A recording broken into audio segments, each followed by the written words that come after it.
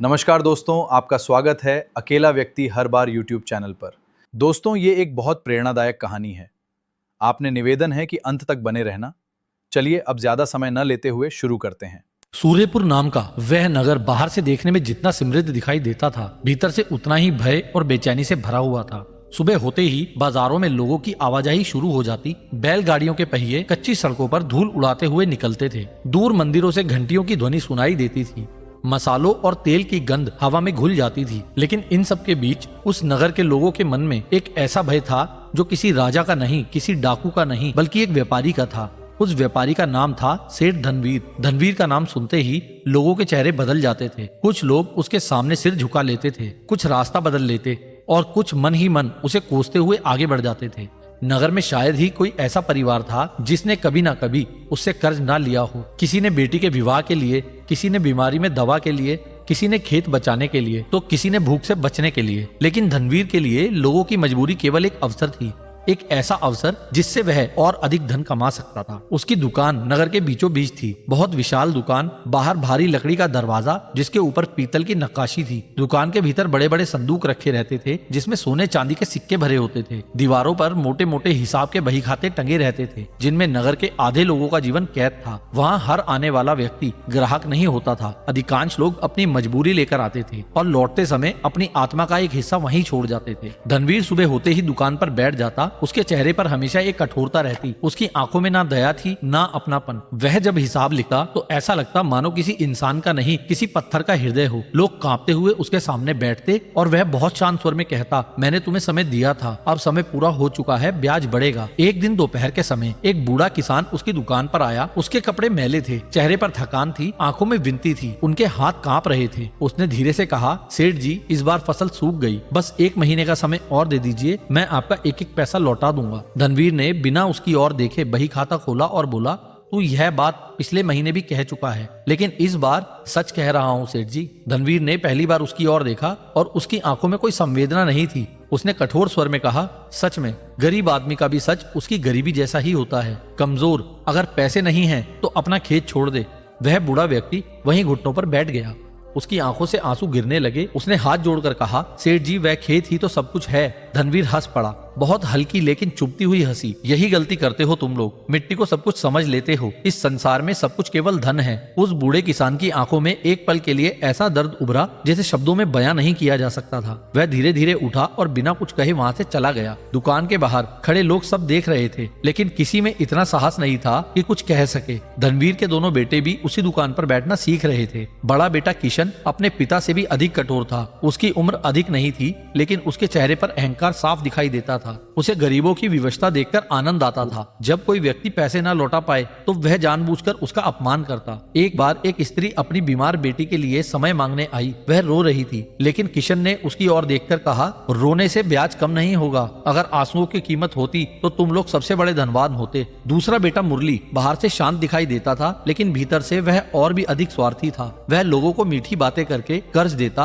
और फिर धीरे धीरे उन्हें ऐसे जाल में फंसा देता कि उनका सब कुछ छिन जाता। नगर में लोग कहते थे कि धनवीर के दोनों बेटे उसके पापों की परछाई हैं, लेकिन उसी घर में एक और आत्मा थी जो उस वातावरण से बिल्कुल अलग थी। प्रज्ञा, धनवीर की बेटी। जब वह घर के आंगन से गुजरती थी तो ऐसा लगता था जैसे तपती दोपहरी में ठंडी हवा का झोंका बह गया हो। उसके चेहरे पर एक अजीब शांति थी, उसकी आंखों में करुणा थी। वह अक्सर घर की छत पर बैठकर दूर आकाश को देखा करती। उसे धन से कभी मोह नहीं रहा। जब घर में लोग सिक्कों की खनक सुनकर प्रसन्न होते, तब वह चुपचाप किसी गरीब बच्चे को भोजन खिलाने चली जाती। उसकी माँ अक्सर कहती, इस लड़की ने इस घर में कैसे जन्म ले लिया, इसका मन तो किसी साध्वी जैसा है। प्रज्ञा बचपन से ही भगवान बुद्ध के उपदेशों की ओर आकर्षित थी।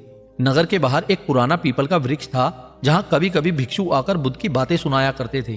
प्रज्ञा चुपचाप वहां जाकर बैठ जाती और घंटों सुनती रहती। उसे बुद्ध की एक बात सबसे अधिक छूती थी, जिस मन में लालच है वहां शांति कभी नहीं ठहरती। वह जब भी यह सुनती, उसके मन में अपने पिता का चेहरा उभर आता।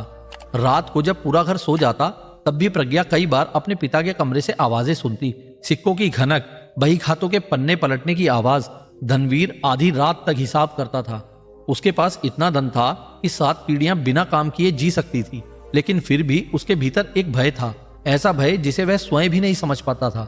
एक रात उसकी पत्नी ने उससे कहा, इतनी रात गए भी जाग रहे हो, कुछ देर विश्राम कर लीजिए। धनवीर ने चिढ़कर कहा, विश्राम? विश्राम गरीब लोग करते हैं। जिसने धन कमाना छोड़ दिया उसने जीवन हार दिया। उसकी पत्नी धीरे से बोली, लेकिन आप पिछले कई महीनों से ठीक से सोए नहीं हैं। धनवीर कुछ क्षण चुप रहा, फिर बोला, नींद उन्हीं को आती है जिनके पास खाने के लिए कुछ नहीं होता। उसकी पत्नी उसकी ओर देखती रह गई।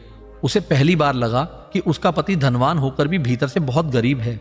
धीरे धीरे नगर में धनवीर का अत्याचार बढ़ता गया। लोग उससे डरते थे, लेकिन उससे घृणा भी करते थे।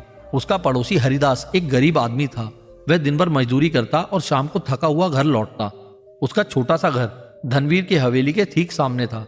हरिदास के घर में धन नहीं था, लेकिन वहां शांति थी। रात को जब धनवीर अपनी हवेली में करवटें बदलता रहता, तब हरिदास अपनी टूटी खाट पर गहरी नींद में सो जाता। उसकी पत्नी और बच्चे भी हंसते रहते। कई बार धनवीर अपनी खिड़की से उन्हें देखता और भीतर ही भीतर जल उठता। एक रात उसने देखा कि हरिदास अपने बच्चों के साथ सूखी रोटी खा रहा था, लेकिन उसके चेहरे पर संतोष था। उसी क्षण धनवीर को अजीब बेचैनी हुई। उसने अपने कमरे में रखे सोने के संदूक खोले, सिक्कों को हाथ में लिया, लेकिन उसे शांति नहीं मिली। वह रात भर जागता रहा। धीरे धीरे उसकी आंखों के नीचे काले घेरे पड़ने लगे। उसका स्वभाव चिड़चिड़ा हो गया। छोटी छोटी बातों पर वह क्रोधित हो उठता। उसे हर समय ऐसा लगता मानो कोई उसका धन छीन लेगा। वह कई बार रात को उठकर संदूक गिनता। एक रात उसने सपने में देखा कि उसके सारे सिक्के राख बन गए हैं। वह घबराकर उठा। उसके माथे पर पसीना था। उसने तुरंत संदूक खोले और सिक्के गिनने लगा। उसकी पत्नी जाग गई। उसने कहा, यह सब क्या है? धनवीर कांपती आवाज में बोला, मुझे लगा सब खत्म हो गया। उसकी पत्नी ने बहुत शांत स्वर में कहा, जिस धन को बचाने के लिए इंसान अपनी नींद खो दे, वह धन नहीं, श्राप होता है। लेकिन धनवीर ने उसकी बात अनसुनी कर दी। उधर प्रज्ञा अपने पिता को देखकर भीतर ही भीतर टूट रही थी। वह समझती थी कि उसके पिता को बीमारी शरीर की नहीं, मन की है। कई बार वह उनके पास बैठती और बुद्ध की बातें सुनाने का प्रयास करती। एक दिन उसने कहा, पिताजी, क्या कभी आपने सोचा है कि मनुष्य को वास्तव में कितनी आवश्यकता होती है? धनवीर हंस पड़ा। यह बातें वही करते हैं जिनके पास धन नहीं होता। लेकिन यदि धन होने पर भी शांति ना मिले तो? धनवीर ने कठोर स्वर में कहा, शांति भूख नहीं मिटाती। प्रज्ञा कुछ क्षण चुप रही, फिर बोली, और लालच कभी तृप्त नहीं होता। धनवीर ने क्रोध में कहा, बस तुम भी अपनी माँ जैसी बातें करने लगी हो। यह बुद्ध सब गरीबों को बहलाने की बातें हैं। संसार में वही पूजनीय है जिसके पास धन है। प्रज्ञा ने पिता की आंखों में देखा। उसे पहली बार लगा कि उसके पिता स्वयं से भाग रहे हैं। समय बीतता गया। नगर में सूखा पड़ने लगा। लोगों की हालत खराब होने लगी। लेकिन धनवीर और उसके बेटे इस संकट को भी अवसर की तरह देखने लगे। ब्याज और बढ़ा दिया गया। लोग मजबूरी में अपने घर, खेत, गहने सब गिरवी रखने लगे। एक दिन किशन ने कहा, पिताजी, यह सूखा हमारे लिए वरदान है। लोग जितने गरीब होंगे उतना ही हमारे पास झुकेंगे। धनवीर ने गर्व से अपने बेटे की ओर देखा। उसे लगा उसका बेटा उससे भी अधिक चतुर निकला।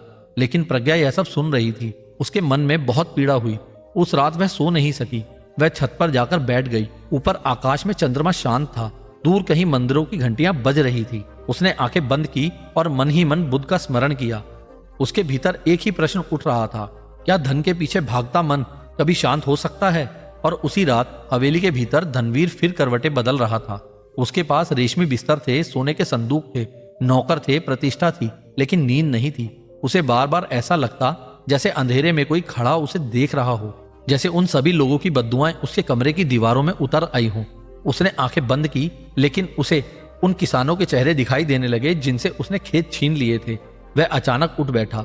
उसका हृदय तेजी से धड़क रहा था। उसे लगा जैसे उसके भीतर कोई खालीपन बढ़ता जा रहा है, ऐसा खालीपन जिसे संसार का कोई धन भर नहीं सकता। लेकिन वह यह समझ नहीं पा रहा था कि उसका सबसे बड़ा शत्रु कोई दूसरा नहीं, उसका अपना लालच था। समय कभी एक जैसा नहीं रहता। जिस प्रकार ऋतुएं बदलती हैं, उसी प्रकार मनुष्य के कर्म भी एक दिन उसके सामने खड़े हो जाते हैं। सूर्यपुर के लोग वर्षों से जिस भय में जी रहे थे, अब वही भय धीरे धीरे धनवीर के अपने जीवन में उतरने लगा था। लेकिन अहंकार मनुष्य को तब तक अंधा बनाए रखता है जब तक उसका सब कुछ टूट ना जाए।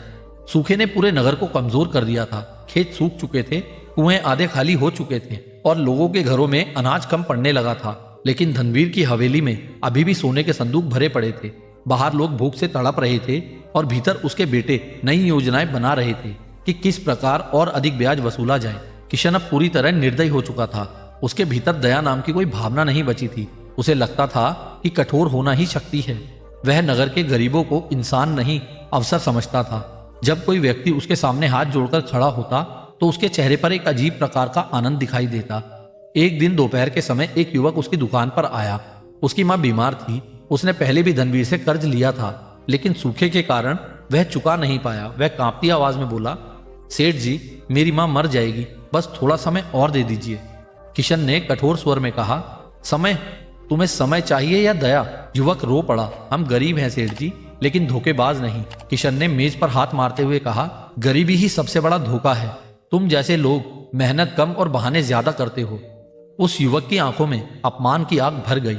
वह धीरे से बोला, किसी की मजबूरी पर महल खड़ा करने वाले लोग कभी सुखी नहीं रहते। किशन क्रोध से उठ खड़ा हुआ और अपने नौकरों को उसे बाहर निकालने का आदेश दे दिया। उस दिन प्रज्ञा ने यह सब देखा। उसके भीतर बहुत गहरा दुख उठा। उसे पहली बार लगा कि उसका परिवार धन के नशे में मनुष्यता खो चुका है। रात को उसने अपनी माँ से कहा, माँ, इस घर में मुझे कभी कभी बहुत अंधेरा लगता है। उसकी माँ की आंखें भर आई। उसने धीरे से कहा, बेटी, जहां धन करुणा से बड़ा हो जाए वहां अंधेरा ही बसता है। उधर धनवीर की बेचैनी और बढ़ती जा रही थी। उसे कई कई रातों तक नींद नहीं आती। कभी वह आधी रात को उठकर संदूक गिनने लगता, कभी नौकरों पर चिल्लाने लगता, कभी बिना कारण क्रोधित हो जाता। उसे हर समय ऐसा लगता जैसे कोई अनिष्ट होने वाला था। एक रात वह अचानक चीखते हुए उठा। उसकी पत्नी घबरा गई। उसने देखा कि धनवीर का पूरा शरीर पसीने से भीगा हुआ था। उसने बोला, क्या हुआ? धनवीर कांपती आवाज में बोला, मैंने देखा कोई मेरे सारे सिक्के आग में फेंक रहा था और लोग हंस रहे थे। उसकी पत्नी ने शांत स्वर में कहा, जिस धन में लोगों के आंसू मिले हों वह एक दिन जलता ही है। लेकिन धनवीर अब भी अपनी गलती स्वीकार करने को तैयार नहीं था। वह भीतर से टूट रहा था, पर बाहर से और कठोर बनता जा रहा था। धीरे धीरे नगर के लोगों के मन में विद्रोह जन्म लेने लगा। लोग धनवीर से घृणा करने लगे थे। कई परिवार रातों रात नगर छोड़कर भागने लगे ताकि उसका कर्ज और अपमान से बच सके। लेकिन धनवीर को इसका अभ्यास नहीं था। उसे लगता था कि लोग डरकर कहीं नहीं जा सकते। एक दिन सुबह जब वह दुकान पर पहुंचा तो उसका चेहरा अचानक उतर गया। कई बही खातों के नाम के सामने अब केवल खालीपन था। जिन लोगों पर सबसे अधिक कर्ज था वे अपने घर छोड़कर भाग चुके थे। किशन क्रोध से भर उठा। उसने चिल्लाकर कहा, उसे ढूंढ कर लाओ, कोई हमारा पैसा लेकर भाग नहीं सकता। मुरली भी घबराया हुआ था। पहली बार उसे समझ आया कि धन हमेशा लौटकर नहीं आता, लेकिन यह तो केवल शुरुआत थी। कुछ ही दिनों बाद एक ऐसी घटना हुई जिसने धनवीर के जीवन की नींव ही हिला दी। किशन एक किसान के घर गया था जिससे उसने बहुत अधिक ब्याज मांगा था। किसान कई दिनों से परेशान था। उसकी पत्नी बीमार थी, बच्चे भूखे थे, लेकिन किशन ने उसकी एक ना सुनी। उसने सबके सामने उसका अपमान किया और उसका घर उससे छीन लेने की धमकी दी थी। उस अपमान के बाद उस किसान ने उसी रात आत्महत्या कर ली। नगर में आग की तरह यह बात फैल गई। लोगों के भीतर वर्षों से दबा हुआ क्रोध अब फूटने लगा। कई लोगों ने धनवीर के परिवार को शाप देना शुरू कर दिया। बाजारों में लोग धीरे धीरे उनके खिलाफ बातें करने लगे। लेकिन सबसे भयानक घटना अभी बाकी थी। एक रात किशन कुछ लोगों के साथ कर्ज वसूलने बाहर गया। रास्ता जंगल से होकर गुजरता था। वहां कुछ ऐसे लोग छिपे बैठे थे जिनका सब कुछ ब्याज के कारण बर्बाद हो चुका था। उनके भीतर बदले की आग थी। उस रात जंगल में क्या हुआ कोई ठीक से नहीं जान पाया। सुबह केवल किशन का घायल शरीर मिला। वह जीवित नहीं था। जब उसकी लाश हवेली में लाई गई तो पहली बार धनवीर के पैरों तले जमीन खिसक गई। उसका चेहरा सफेद पड़ गया। उसकी आंखें पत्थर की तरह जड़ हो गई थी। उसने अपने बेटे को हिलाया, पुकारा, लेकिन कोई उत्तर नहीं मिला। उसकी पत्नी फूट फूट कर रोने लगी। मुरली भय से कांप रहा था, लेकिन सबसे अधिक शांत प्रज्ञा थी। उसकी आंखों में आंसू थे, पर उनमें एक गहरा सत्य भी था।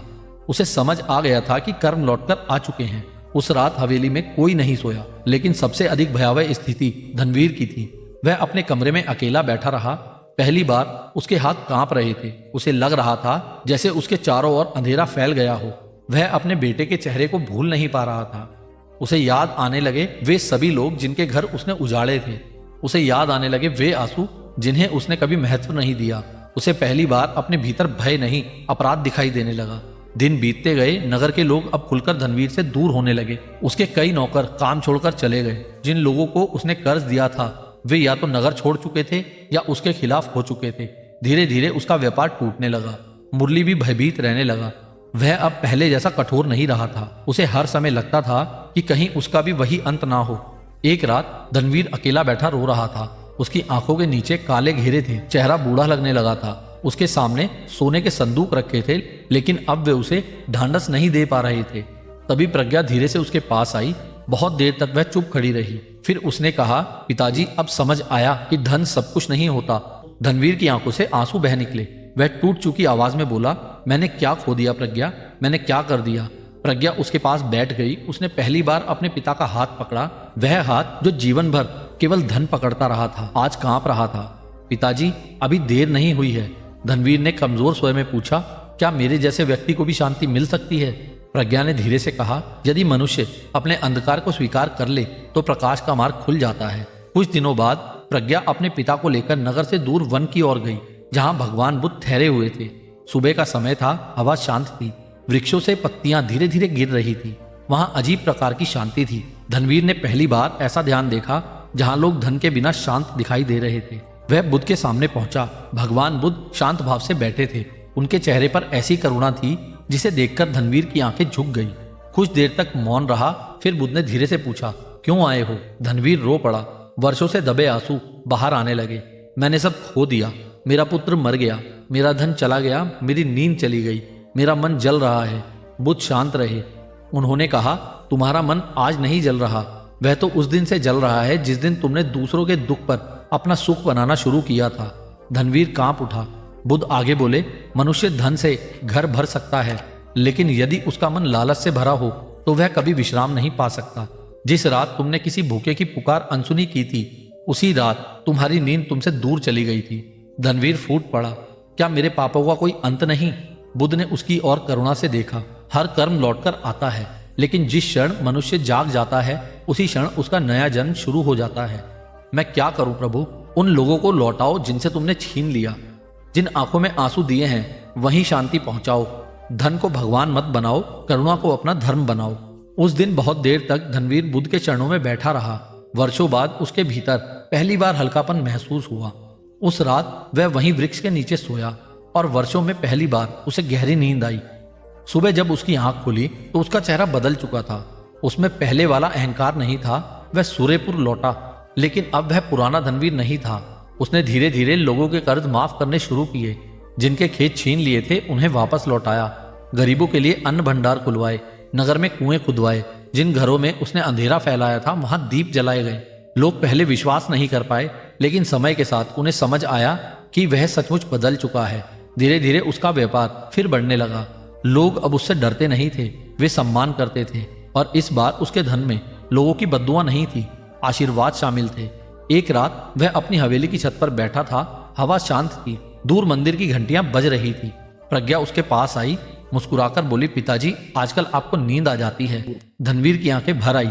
उसने आकाश की ओर देखते हुए कहा, पहले मेरे पास धन था लेकिन शांति नहीं। आज मेरे पास शांति है, इसलिए सब कुछ है। दोस्तों, आपको ये कहानी कैसी लगी हमें कमेंट में जरूर बताएं।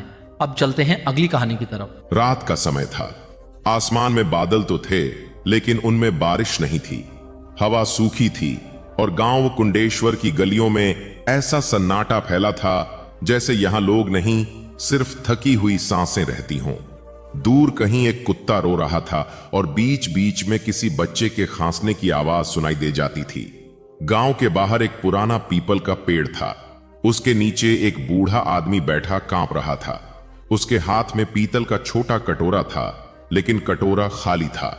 उसकी आंखें गांव की सबसे बड़ी दुकान की तरफ टिकी थीं। वह दुकान थी लाला शिव प्रसाद राशन भंडार। पूरा गांव उसी दुकान पर निर्भर था। सरकारी अनाज हो, गेहूं हो, चावल हो या तेल, सब कुछ वहीं से मिलता था। लेकिन पिछले कुछ महीनों से गांव में एक अजीब डर फैल गया था। लोग धीरे धीरे भूखे रहने लगे थे। राशन कम मिलने लगा था। कई घरों में चूल्हे बुझ चुके थे। फिर भी शिव प्रसाद का गोदाम पहले से ज्यादा भरता जा रहा था। उस रात बूढ़ा आदमी बहुत देर तक दुकान को देखता रहा। उसकी आंखों में उम्मीद थी कि शायद दुकान खुले और उसे थोड़ा आटा मिल जाए। लेकिन तभी दुकान का दरवाजा खुला। अंदर से शिव प्रसाद बाहर निकला। मोटा शरीर, सफेद कपड़े, माथे पर बड़ा तिलक और हाथ में चांदी की माला। उसे देखकर कोई भी कह देता कि यह बहुत धार्मिक आदमी है, लेकिन उसकी आंखों में दया नहीं थी। उसने बूढ़े को देखा और चिढ़कर बोला, अबे फिर आ गया तू? बूढ़े ने कांपती आवाज में कहा, लाला जी, 2 दिन से कुछ नहीं खाया, थोड़ा आटा दे दो। शिव प्रसाद ने हंसते हुए कहा, मुफ्त में बांटूं क्या सबको? चल भाग यहां से, मैं पैसे दे दूंगा अगले हफ्ते। अगले हफ्ते? शिव प्रसाद गुस्से से बोला, तुम गरीबों का यही रोना है। पहले लेते हो फिर मर जाते हो। बूढ़ा चुप हो गया। कुछ पल बाद वह धीरे धीरे उठकर जाने लगा, लेकिन तभी उसका शरीर लड़खड़ाया और वह वहीं जमीन पर गिर पड़ा। शिव प्रसाद कुछ सेकंड उसे देखता रहा, फिर नौकर को आवाज दी, अरे माधव, इसे यहां से हटाओ, सुबह लोग देखेंगे तो तमाशा होगा। नौकर माधव दौड़कर आया। उसने बूढ़े की नब्ज देखी, उसकी आंखें फैल गईं। लाला जी, ये तो मर गया। शिव प्रसाद का चेहरा एक पल को सख्त हुआ, लेकिन अगले ही पल उसने ठंडे स्वर में कहा, तो क्या करूं, जिंदा कर दूं? माधव अंदर तक कांप गया। उस रात गांव में किसी को पता नहीं चला कि एक आदमी भूख से मर गया था। सुबह सूरज निकला, गांव में फिर वही लाइनें लग गईं। औरतें खाली थैले लेकर खड़ी थीं, बच्चे अपनी माओं का हाथ पकड़े हुए थे। सबकी आंखों में एक ही सवाल था, आज पूरा राशन मिलेगा या नहीं। लाइन में एक लड़की भी खड़ी थी, उसका नाम था चंदा, उम्र मुश्किल से 20 साल। उसके पिता बीमार थे, मां कई साल पहले गुजर चुकी थी। घर में 2 छोटे भाई थे, पूरा घर उसी के भरोसे चल रहा था। लेकिन पिछले 3 दिनों से उसके घर में सिर्फ नमक पानी पीकर गुजारा हो रहा था। उसकी बारी आई, शिव प्रसाद ने तराजू पर गेहूं रखा और जल्दी से थैला बढ़ा दिया। चंदा समझ गई, उसने धीरे से कहा, लाला जी, यह कम है। शिव प्रसाद ने आंखें तरेरी, तू मुझे सिखाएगी? मैं बस इतना कह रही हूं कि सरकारी पर्ची में 5 किलो लिखा है, तो सरकार से जाकर ले ले। लाइन में खड़े लोग चुप हो गए। चंदा ने हिम्मत करके फिर कहा, मेरे छोटे भाई भूखे हैं। शिव प्रसाद अचानक गुस्से में उठ खड़ा हुआ। उसने सबके सामने चंदा का थैला जमीन पर फेंक दिया। गेहूं मिट्टी में बिखर गया। बहुत जुबान चलने लगी है तेरी। चंदा की आंखें भर आईं।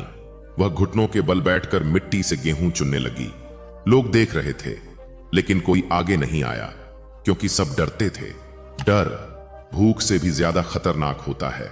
भीड़ में खड़ा माधव सब देख रहा था। उसका गला सूख गया। उसने पहली बार महसूस किया कि यह दुकान अब राशन की दुकान नहीं रही, यह जगह लोगों की मजबूरी बेचने लगी है। उस रात माधव देर तक सो नहीं पाया। उसे बार बार बूढ़े आदमी का चेहरा याद आता रहा और चंदा जो मिट्टी से गेहूं चुन रही थी। अगले दिन गांव में खबर फैली कि नदी किनारे किसी बूढ़े की लाश मिली है, लेकिन किसी ने खुलकर कुछ नहीं कहा। गांव में सच्चाई बोलने की हिम्मत धीरे धीरे मर चुकी थी। इधर शिव प्रसाद अपने गोदाम में बैठा हिसाब लगा रहा था। इस बार अच्छा फायदा हुआ, वह मुस्कुराया। उसका साथी व्यापारी बोला, लेकिन गांव में लोग बातें करने लगे हैं। शिव प्रसाद हंस पड़ा। भूखे लोग सिर्फ बातें करते हैं, लड़ते नहीं। दोनों जोर से हंसने लगे। लेकिन उसी रात कुछ अजीब हुआ। शिव प्रसाद गहरी नींद में था, तभी उसे लगा जैसे बाहर कोई दरवाजा खटखटा रहा है। ठक ठक ठक। वह उठ बैठा। आधी रात थी। उसने दरवाजा खोला। बाहर कोई नहीं था, सिर्फ ठंडी हवा चल रही थी। वह वापस मुड़ने ही वाला था कि अचानक उसे जमीन पर कुछ दिखाई दिया। एक छोटा कटोरा, ठीक वैसा जैसा उस बूढ़े के हाथ में था। शिव प्रसाद के चेहरे का रंग उड़ गया। उसने तुरंत इधर उधर देखा, कोई नहीं था। उसने कटोरा उठाकर दूर फेंक दिया और अंदर चला गया। लेकिन उस रात उसे नींद नहीं आई। सुबह होते ही वह फिर दुकान पर बैठ गया, जैसे कुछ हुआ ही न हो। लेकिन उसके चेहरे पर हल्की बेचैनी थी। उधर चंदा के घर की हालत बिगड़ती जा रही थी। उसके छोटे भाई गोपाल को तेज बुखार हो गया था। वह बार बार एक ही बात कह रहा था, दीदी रोटी। लेकिन घर में कुछ नहीं था।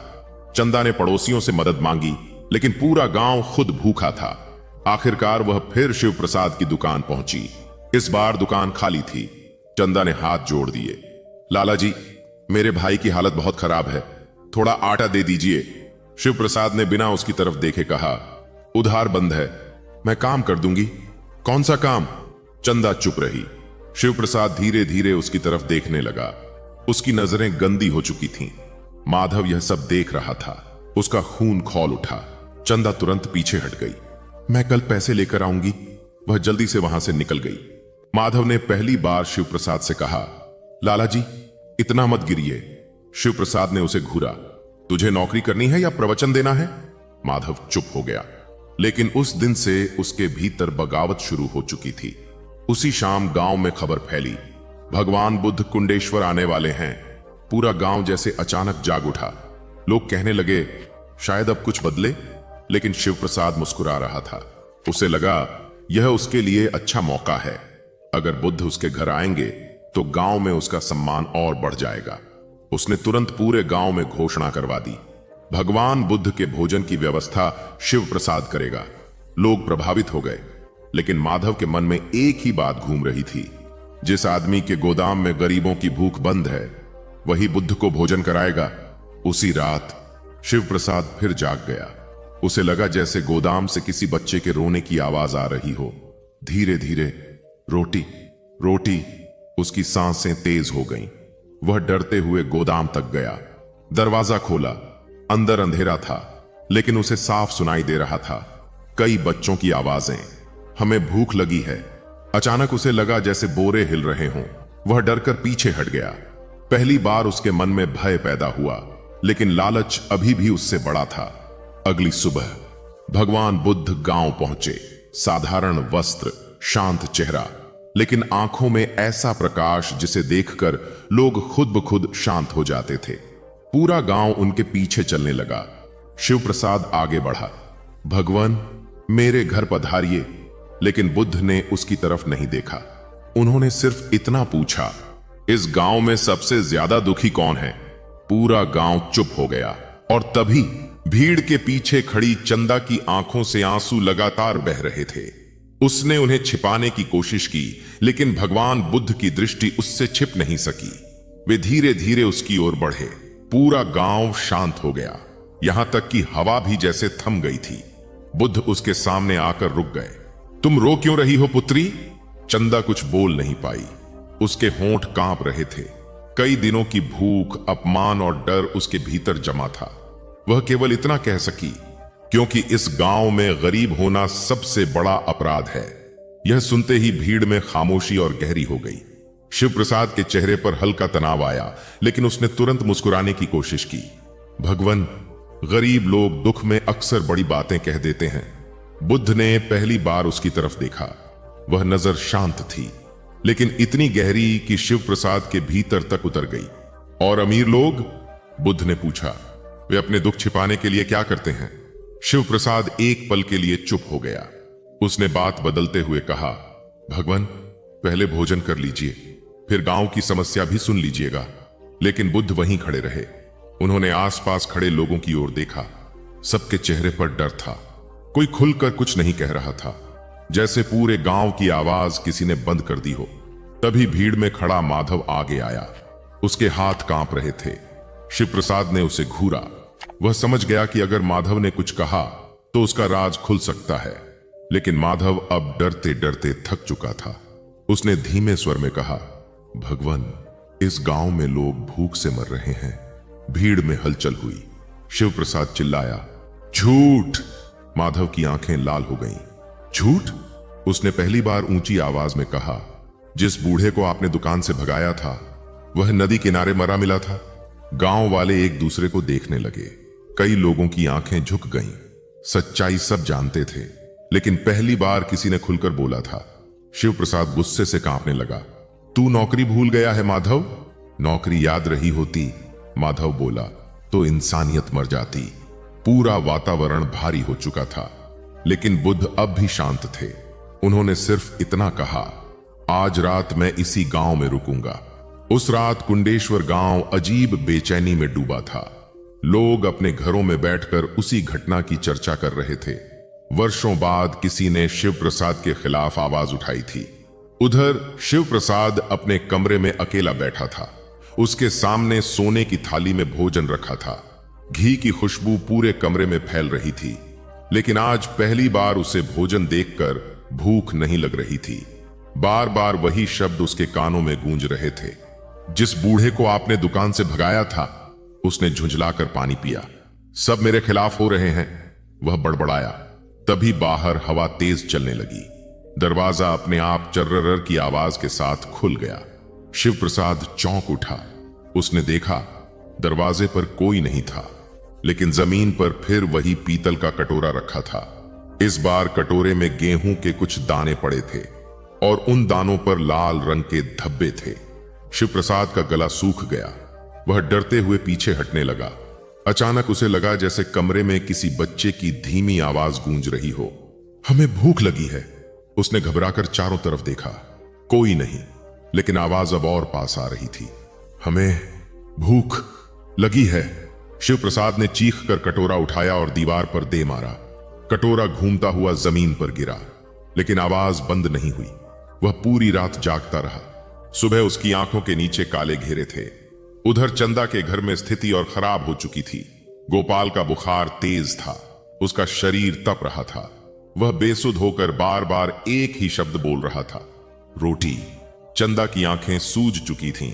उसने पूरी रात उसके सिर पर गीला कपड़ा रखा था, लेकिन भूख बीमारी से ज्यादा खतरनाक होती है।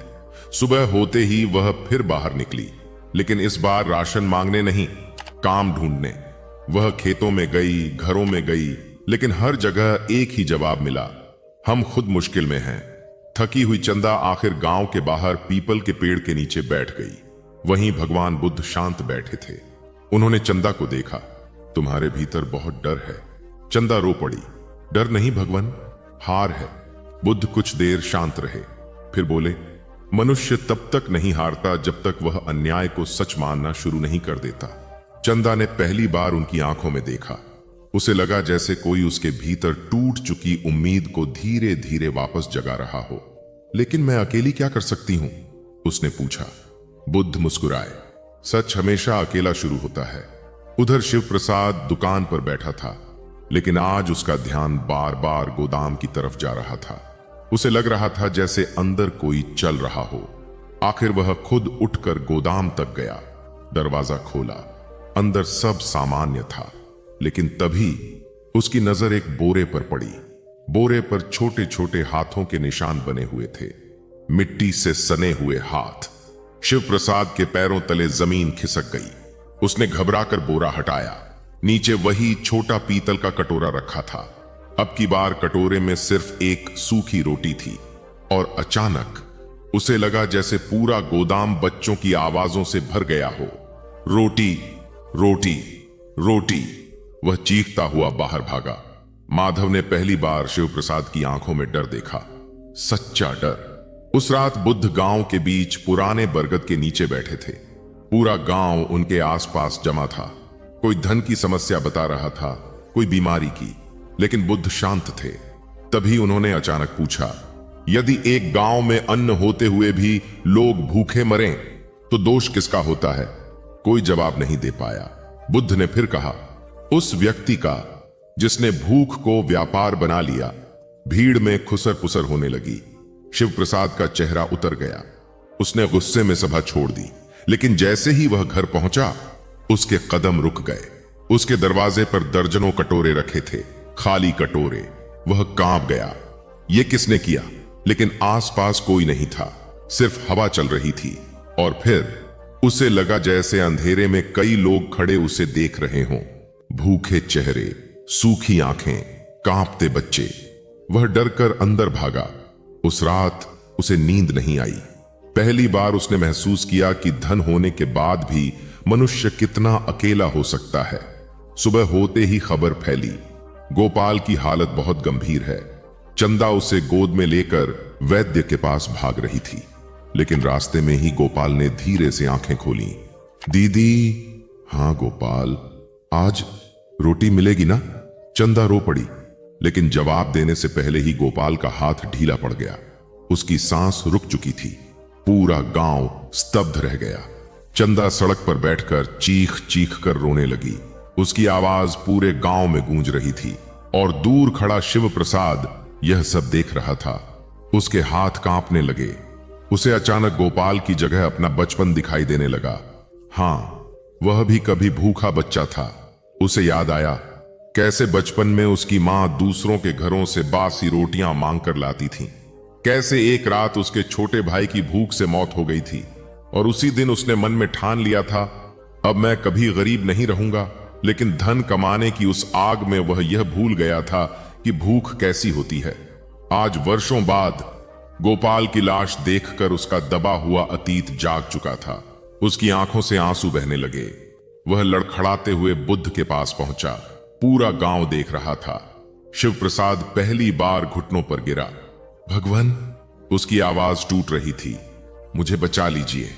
बुद्ध ने शांत स्वर में पूछा, किससे? शिव प्रसाद रो पड़ा अपने आप से।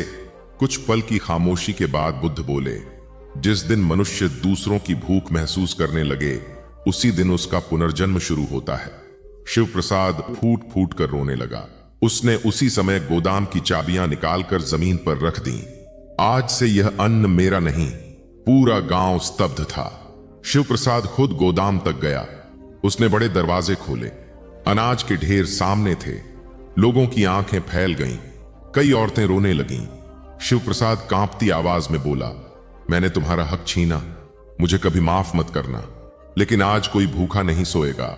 उस दिन वर्षों बाद कुंडेश्वर में हर घर का चूल्हा जला, लेकिन सबसे बड़ा बदलाव अन्न से नहीं आया था। सबसे बड़ा बदलाव उस आदमी में आया था जिसने पहली बार समझा कि गरीब का हक खाकर कमाया गया धन इंसान को अमीर नहीं बनाता, उसे अंदर से खोखला कर देता है। अगली सुबह भगवान बुद्ध गांव छोड़ने लगे। पूरा गांव उन्हें विदा करने आया। शिव प्रसाद सबसे पीछे खड़ा था।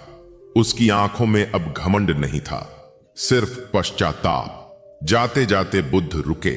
उन्होंने पीछे मुड़कर कहा, भूख केवल पेट की नहीं होती।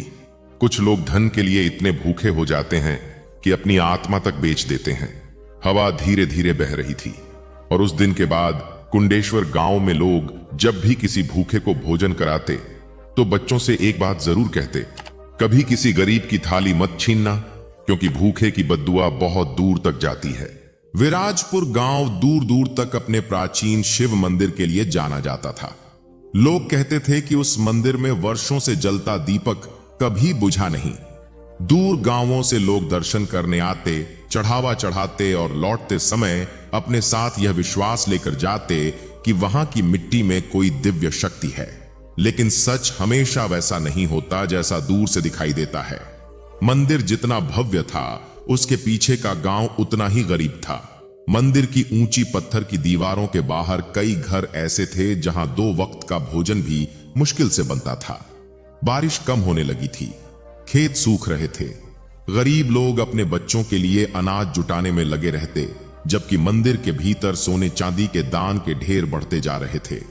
मंदिर का मुख्य पुजारी था पंडित देवशरण। लंबा दुबला शरीर, सफेद दाढ़ी, माथे पर बड़ा चंदन तिलक और आवाज इतनी मधुर कि लोग उसकी बातों को भगवान का वचन मानते थे। गांव में कोई बीमार पड़ता तो देवशरण पूजा करवाता, कोई शादी होती तो वही मंत्र पढ़ता, कोई मर जाता तो अंतिम संस्कार भी वही कराता। लोग उसे संत समान मानते थे, लेकिन हर इंसान के भीतर एक ऐसा कोना होता है जहां वह दुनिया को झांकने नहीं देता। देवशरण के भीतर भी ऐसा ही एक अंधेरा था। उसकी पत्नी का नाम था कमला। कमला शांत स्वभाव की स्त्री थी। वर्षों से वह अपने पति के चेहरे को पढ़ते पढ़ते इतनी समझदार हो चुकी थी कि उसकी आंखों के पीछे छिपा डर भी पहचान लेती थी। पिछले कुछ महीनों से उसने महसूस किया था कि देवशरण रात में अक्सर अचानक जाग जाता है। कभी मंदिर के पीछे अकेले चला जाता, कभी घंटों बैठा किसी गहरी सोच में खोया रहता। लेकिन जब भी कमला पूछती, क्या बात है, देवशरण हमेशा मुस्कुरा देता, कुछ नहीं। उनका बेटा था मोहन, 24 वर्ष का युवक, शांत लेकिन भीतर से बेचैन। वह बचपन से मंदिर में बड़ा हुआ था, लेकिन अब उसे लगने लगा था कि मंदिर धीरे धीरे पूजा का स्थान कम और धन का केंद्र ज्यादा बनता जा रहा है। उसे सबसे ज्यादा तकलीफ तब होती जब गरीब लोग मंदिर में मदद मांगने आते और बदले में उन्हें केवल उपदेश मिलते। एक शाम उसने अपने पिता से कहा, पिताजी, मंदिर के भंडार में इतना अन्न रखा है, फिर भी बाहर बच्चे भूखे क्यों हैं? देवशरण कुछ पल चुप रहा, फिर बोला, मंदिर नियमों से चलता है बेटा, भावनाओं से नहीं। मोहन ने पहली बार पिता की आंखों में देखकर कहा, जहां इंसानियत नियमों से हार जाए वहां भगवान नहीं रहते। देवशरण का चेहरा कठोर हो गया। तुम अभी दुनिया नहीं समझते। मोहन चुप हो गया, लेकिन उसके भीतर सवाल बढ़ते जा रहे थे। देवशरण की बेटी थी किरण, उम्र 19 वर्ष, शांत और दयालु। मंदिर आने वाले गरीब बच्चों को चुपके से भोजन दे देती थी। उसे लगता था कि भगवान को फूलों से ज्यादा भूखे इंसानों की जरूरत होती है। मंदिर में एक और व्यक्ति था, हरिनाथ। वह वर्षों से मंदिर का सेवक था। झुकी हुई कमर, थकी आंखें और चेहरे पर हमेशा अजीब डर। हरिनाथ बहुत कम बोलता था, लेकिन वह मंदिर के हर कोने और हर रहस्य को जानता था। एक दिन दोपहर के समय जब तेज धूप पूरे गांव को जला रही थी, मंदिर के मुख्य द्वार पर एक बूढ़ा आदमी दिखाई दिया। उसके कपड़े मिट्टी से सने थे, सिर पर पुरानी पगड़ी और हाथ में एक बड़ा मिट्टी का मटका। वह धीरे धीरे चलता हुआ मंदिर के भीतर आया। लोग उसे देखकर हंसने लगे। लगता है कोई कुम्हार है। बूढ़ा सीधे देवशरण के सामने जाकर रुका। उसकी आंखें अजीब थीं, बहुत शांत, लेकिन भीतर कुछ छिपाए हुए। उसने मटका जमीन पर रखा और बोला, पंडित जी, इसे मंदिर में रख लीजिए। देवशरण ने मटके को देखा। साधारण मिट्टी का मटका। इसमें क्या है? बूढ़ा हल्का मुस्कुराया, सच्चाई। लोग हंस पड़े। देवशरण ने भी मुस्कुराकर कहा, मिट्टी के मटके में सच्चाई? बूढ़ा बोला, हां, यह मटका उस जगह टिकता नहीं जहां झूठ दबा हो। मंदिर में खामोशी फैल गई। देवशरण का चेहरा एक पल के लिए बदल गया, लेकिन अगले ही पल उसने खुद को संभाल लिया। तुम्हारा नाम क्या है? भैरव। और तुम यह मटका यहां क्यों छोड़ना चाहते हो? भैरव ने मंदिर की दीवारों की तरफ देखा, फिर धीमे स्वर में बोला, क्योंकि कुछ आवाजें मिट्टी जल्दी सुन लेती हैं। इतना कहकर वह चला गया। लोग उसका मजाक उड़ाते रहे, लेकिन हरिनाथ का चेहरा पीला पड़ चुका था। उस रात मंदिर में पहली अजीब घटना हुई। आधी रात को अचानक घंटियां बजने लगीं। हरिनाथ घबरा कर उठा। उसने देखा मंदिर खाली था, हवा भी नहीं चल रही थी, लेकिन घंटियां लगातार बज रही थीं। देवशरण भी बाहर आ गया। दोनों ने इधर उधर देखा। तभी उनकी नजर उस मटके पर पड़ी। उसके भीतर से पानी गिरने की आवाज आ रही थी। देवशरण धीरे धीरे आगे बढ़ा। मटके में झांका। वह पूरा पानी से भरा हुआ था, जबकि शाम तक वह खाली था। हरिनाथ डर गया। पंडित जी, इसे मंदिर से बाहर फेंक दीजिए। देवशरण गुस्से में बोला, चुप रहो। लेकिन सच यह था कि उसके अपने हाथ कांप रहे थे। अगले दिन गांव में खबर फैल गई, मंदिर का मटका अपने आप भर जाता है। लोग दूर दूर से देखने आने लगे। कुछ उसे चमत्कार कहने लगे, कुछ श्राप। मगर असली बदलाव धीरे धीरे शुरू हुआ। उस रात देवशरण सो नहीं पाया। उसे बार बार लगा जैसे कोई उसके कमरे के बाहर चल रहा हो। वह बाहर निकला, कोई नहीं था। लेकिन जब उसकी नजर मंदिर के आंगन पर गई तो वह जम गया। मटका ठीक उसके कमरे के सामने रखा था, जबकि शाम को वह गर्भगृह के पास था। देवशरण की सांसें तेज हो गईं। उसने तुरंत हरिनाथ को बुलाया। तूने इसे यहां रखा? हरिनाथ कांपते हुए बोला, नहीं पंडित जी, मैं तो मंदिर बंद करके सो गया था। दोनों कुछ पल उस मटके को देखते रहे। फिर अचानक मटके के भीतर से आवाज आई, जैसे अंदर पानी नहीं, कोई रो रहा हो। देवशरण का गला सूख गया। उस रात पहली बार उसके मन में वह पुराना डर लौट आया, जिसे वह वर्षों से दबाए बैठा था। अगले कई दिनों तक अजीब घटनाएं होती रहीं। कभी मंदिर के दीपक अपने आप बुझ जाते, कभी मटका गर्म हो जाता, कभी उसके आसपास मिट्टी गीली मिलती जैसे किसी ने आंसू बहाए हों। किरण ने एक दिन अपनी मां से कहा, मां, मुझे रात में मंदिर से किसी आदमी के रोने की आवाज आती है। कमला ने उसे डांट दिया, ऐसी बातें मत करो। लेकिन सच यह था कि वह खुद भी डरने लगी थी। उधर मोहन का गुस्सा बढ़ता जा रहा था। उसने देखा कि लोग मटके के डर से और ज्यादा चढ़ावा चढ़ाने लगे हैं। देवशरण अब लोगों से कहने लगा, मटका देवताओं का संकेत है, मंदिर की विशेष पूजा करनी होगी। गरीब लोग अपने गहने तक चढ़ाने लगे। मोहन यह सब देखकर टूट गया। डर को भी धन कमाने का साधन बना दिया आपने। देवशरण गुस्से में चिल्लाया, तुम सीमा पार कर रहे हो। मोहन पहली बार ऊंची आवाज में बोला, नहीं पिताजी, सीमा आपने पार की है। कमला घबरा गई। घर में पहली बार इतना बड़ा झगड़ा हुआ था। उस रात देवशरण अकेला मंदिर में बैठा था। चारों तरफ अंधेरा, सिर्फ दीपक की हल्की लौ और सामने वही मटका। वह उसे घूर रहा था। अचानक मटके के भीतर से धुएं जैसी हल्की परत उठने लगी। देवशरण डर कर पीछे हटा। फिर उसने धीरे धीरे मटके के अंदर झांका। उसकी आंखें फैल गईं। मटके में पानी नहीं था, राख भरी हुई थी, काली राख। और उस राख के बीच चमक रही थी एक सोने की अंगूठी। देवशरण के हाथ कांपने लगे। उसने अंगूठी उठाई और अगले ही पल उसके चेहरे का रंग उड़ गया। वह वही अंगूठी थी जो 20 वर्ष पहले उसके सबसे करीबी मित्र विष्णु पहना करता था। विष्णु जो एक रात अचानक गायब हो गया था, जिसके बारे में पूरे गांव से कहा गया था कि वह मंदिर का धन चुराकर भाग गया। लेकिन सच सिर्फ देवशरण जानता था। और उस रात 20 साल बाद वही सच राख बनकर उसके सामने लौट आया था। सोने की वह अंगूठी देवशरण के हाथ में कांप रही थी। मंदिर के भीतर जलता छोटा दीपक उसकी चमक पर पड़ रहा था, लेकिन उस चमक में अब भय था। 20 वर्षों से दबा हुआ एक सच अचानक उसके सामने खड़ा हो चुका था। देवशरण की सांसें भारी होने लगीं।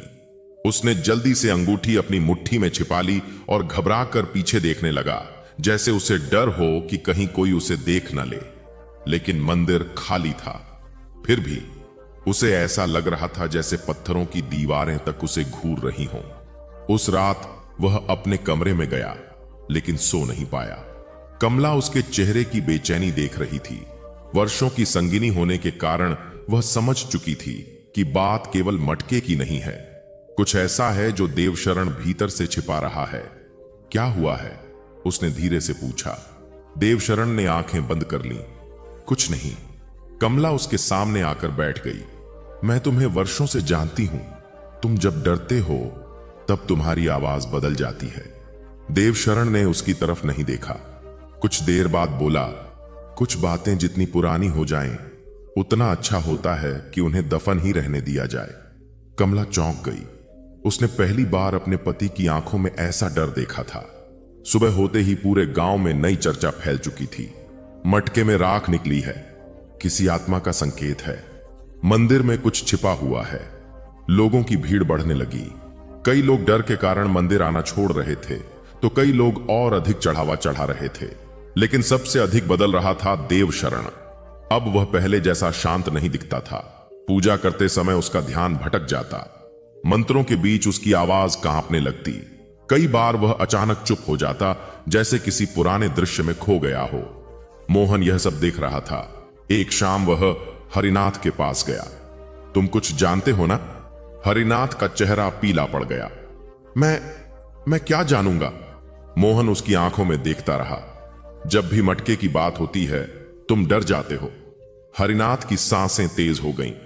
कुछ बातें पूछना अच्छा नहीं होता बेटा, लेकिन सच छिपाना उससे भी बुरा होता है। हरिनाथ ने इधर उधर देखा, फिर धीमे स्वर में बोला, 20 साल पहले इस मंदिर में सब कुछ बदल गया था। मोहन ध्यान से सुनने लगा। उस समय तुम्हारे पिता के साथ एक और पुजारी था, विष्णु। दोनों बचपन के मित्र थे। लोग कहते थे कि वे एक दूसरे के बिना अधूरे हैं। लेकिन फिर एक रात मंदिर के दान का बड़ा हिस्सा गायब हो गया और अगली सुबह गांव को बताया गया कि विष्णु धन लेकर भाग गया। क्या किसी ने उसे जाते देखा था? हरिनाथ चुप हो गया। उसकी आंखें झुक गईं। नहीं। मोहन का दिल जोर से धड़कने लगा। तुम्हें लगता है वह भागा नहीं था? हरिनाथ की आवाज भर्रा गई। उस रात मंदिर से किसी के चीखने की आवाज आई थी। मोहन स्तब्ध रह गया। तुमने किसी को बताया क्यों नहीं? हरिनाथ कड़वाहट से हंस पड़ा। गरीब आदमी सच बोलकर सबसे पहले अपनी रोटी खोता है। मोहन के भीतर तूफान उठ चुका था। उसी शाम मंदिर में एक और घटना हुई। एक महिला अपने बीमार बच्चे को लेकर मंदिर आई। वह रोते हुए देवशरण से बोली, पंडित जी, कृपा करके कुछ मदद कर दीजिए, घर में अनाज नहीं है। देवशरण कुछ बोल पाता उससे पहले मोहन आगे बढ़ गया। उसने मंदिर के भंडार से अनाज निकालकर उस महिला को दे दिया। देवशरण गुस्से से कांप उठा। तुम्हारी हिम्मत कैसे हुई? मोहन ने पहली बार पूरे गांव के सामने कहा। भगवान के घर में भूखे को भोजन देने के लिए अनुमति नहीं मांगी जाती। मंदिर में खामोशी छा गई। देवशरण का चेहरा अपमान से लाल हो गया। लेकिन उसी क्षण उसकी नजर मटके पर पड़ी। मटके के किनारे से पानी बह रहा था, जैसे कोई रो रहा हो।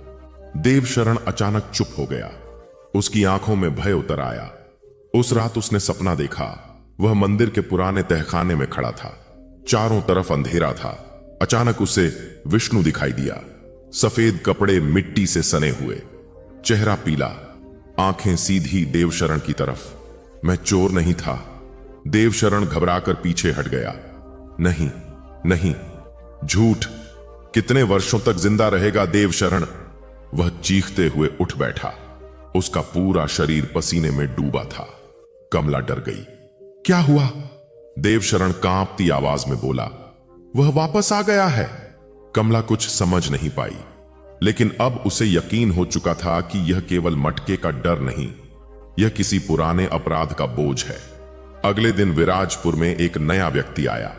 साधारण गेरुए वस्त्र, शांत चेहरा, नंगे पैर, भगवान बुद्ध।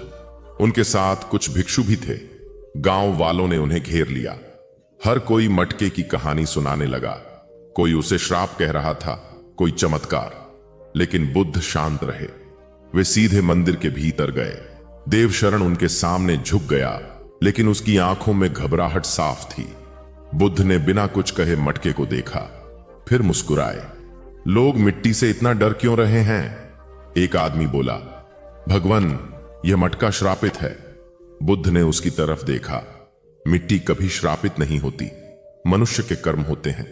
पूरा मंदिर शांत हो गया। देवशरण के भीतर जैसे कुछ टूटने लगा। बुद्ध मंदिर के आंगन में बैठ गए।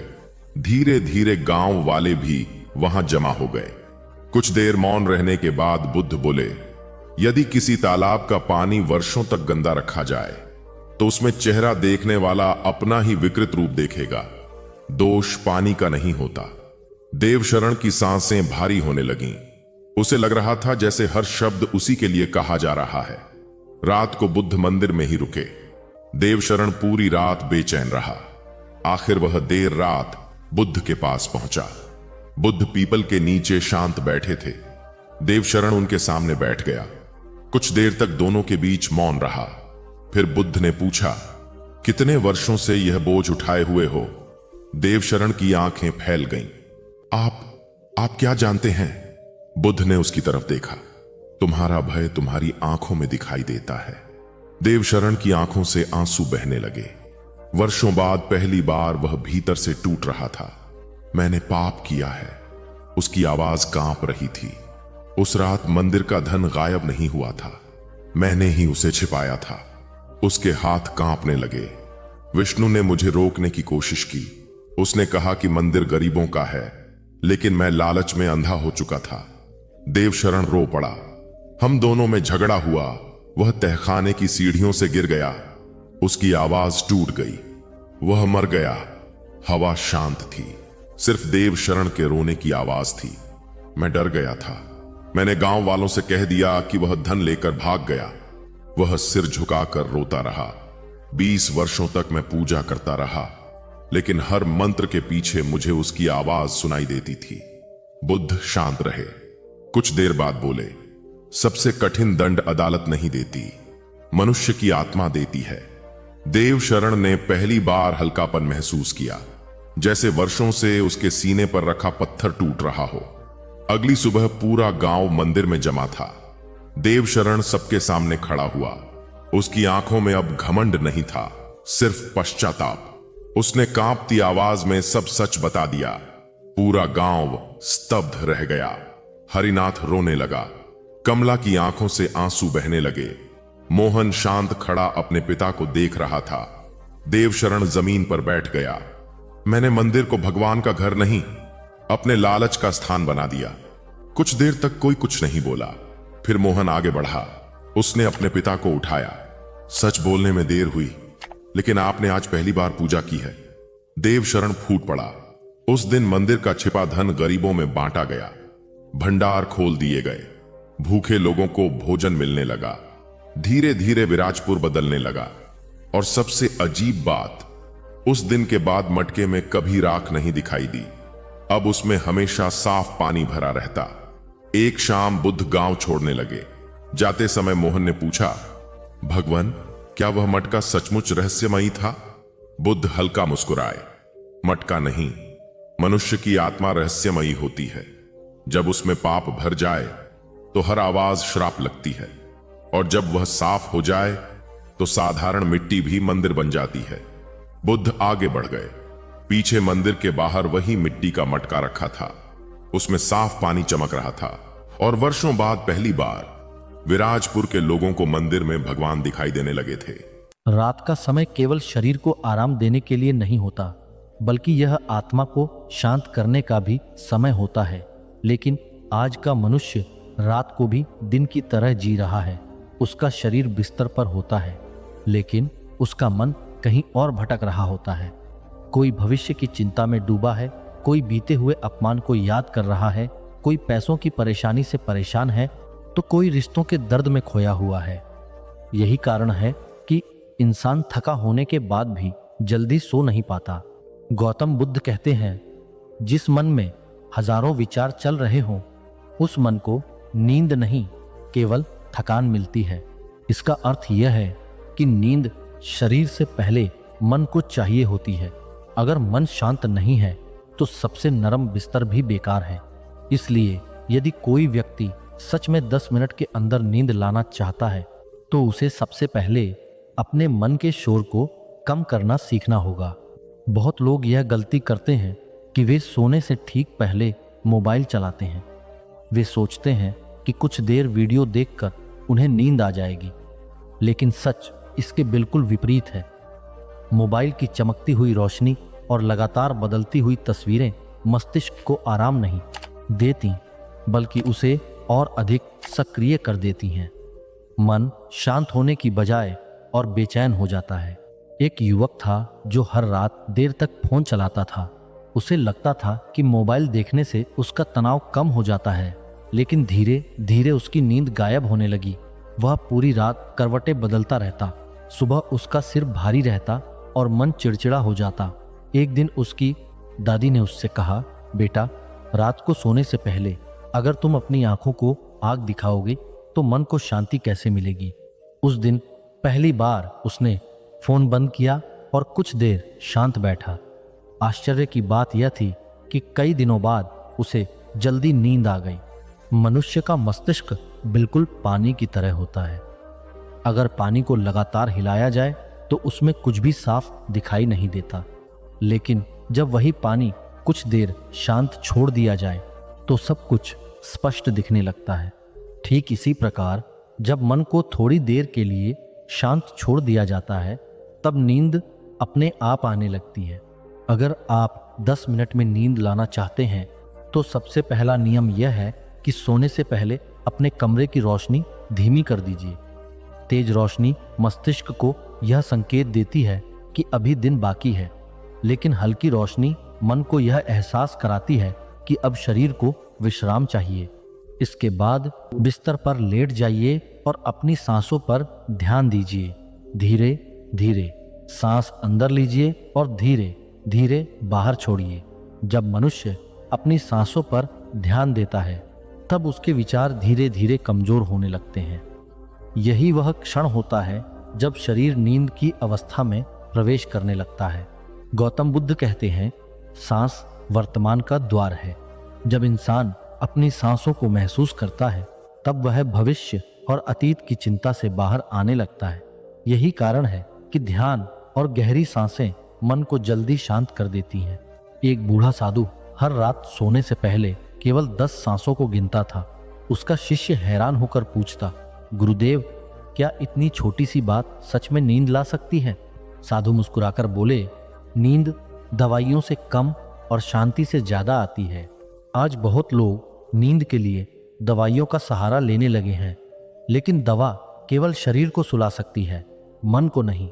असली नींद वह होती है जिसमें आत्मा को भी आराम मिले। इसलिए यदि मन बेचैन है तो नींद कभी गहरी नहीं होगी। रात को सोने से पहले अपने आप से एक बात जरूर कहिए, आज जो हुआ उसे मैं यहीं छोड़ रहा हूँ। बहुत लोग अपने पूरे दिन का बोझ लेकर बिस्तर पर चले जाते हैं। वे तकिए पर सिर नहीं रखते, बल्कि चिंताओं का पहाड़ रख देते हैं। फिर वे सोचते हैं कि उन्हें नींद क्यों नहीं आ रही। एक व्यापारी था जो हर रात अपने नुकसान के बारे में सोचता रहता था। वह सोने की कोशिश करता, लेकिन उसका मन लगातार हिसाब किताब में उलझा रहता। एक दिन उसने एक साधु से पूछा, मुझे रात को नींद क्यों नहीं आती? नींद क्यों नहीं आती?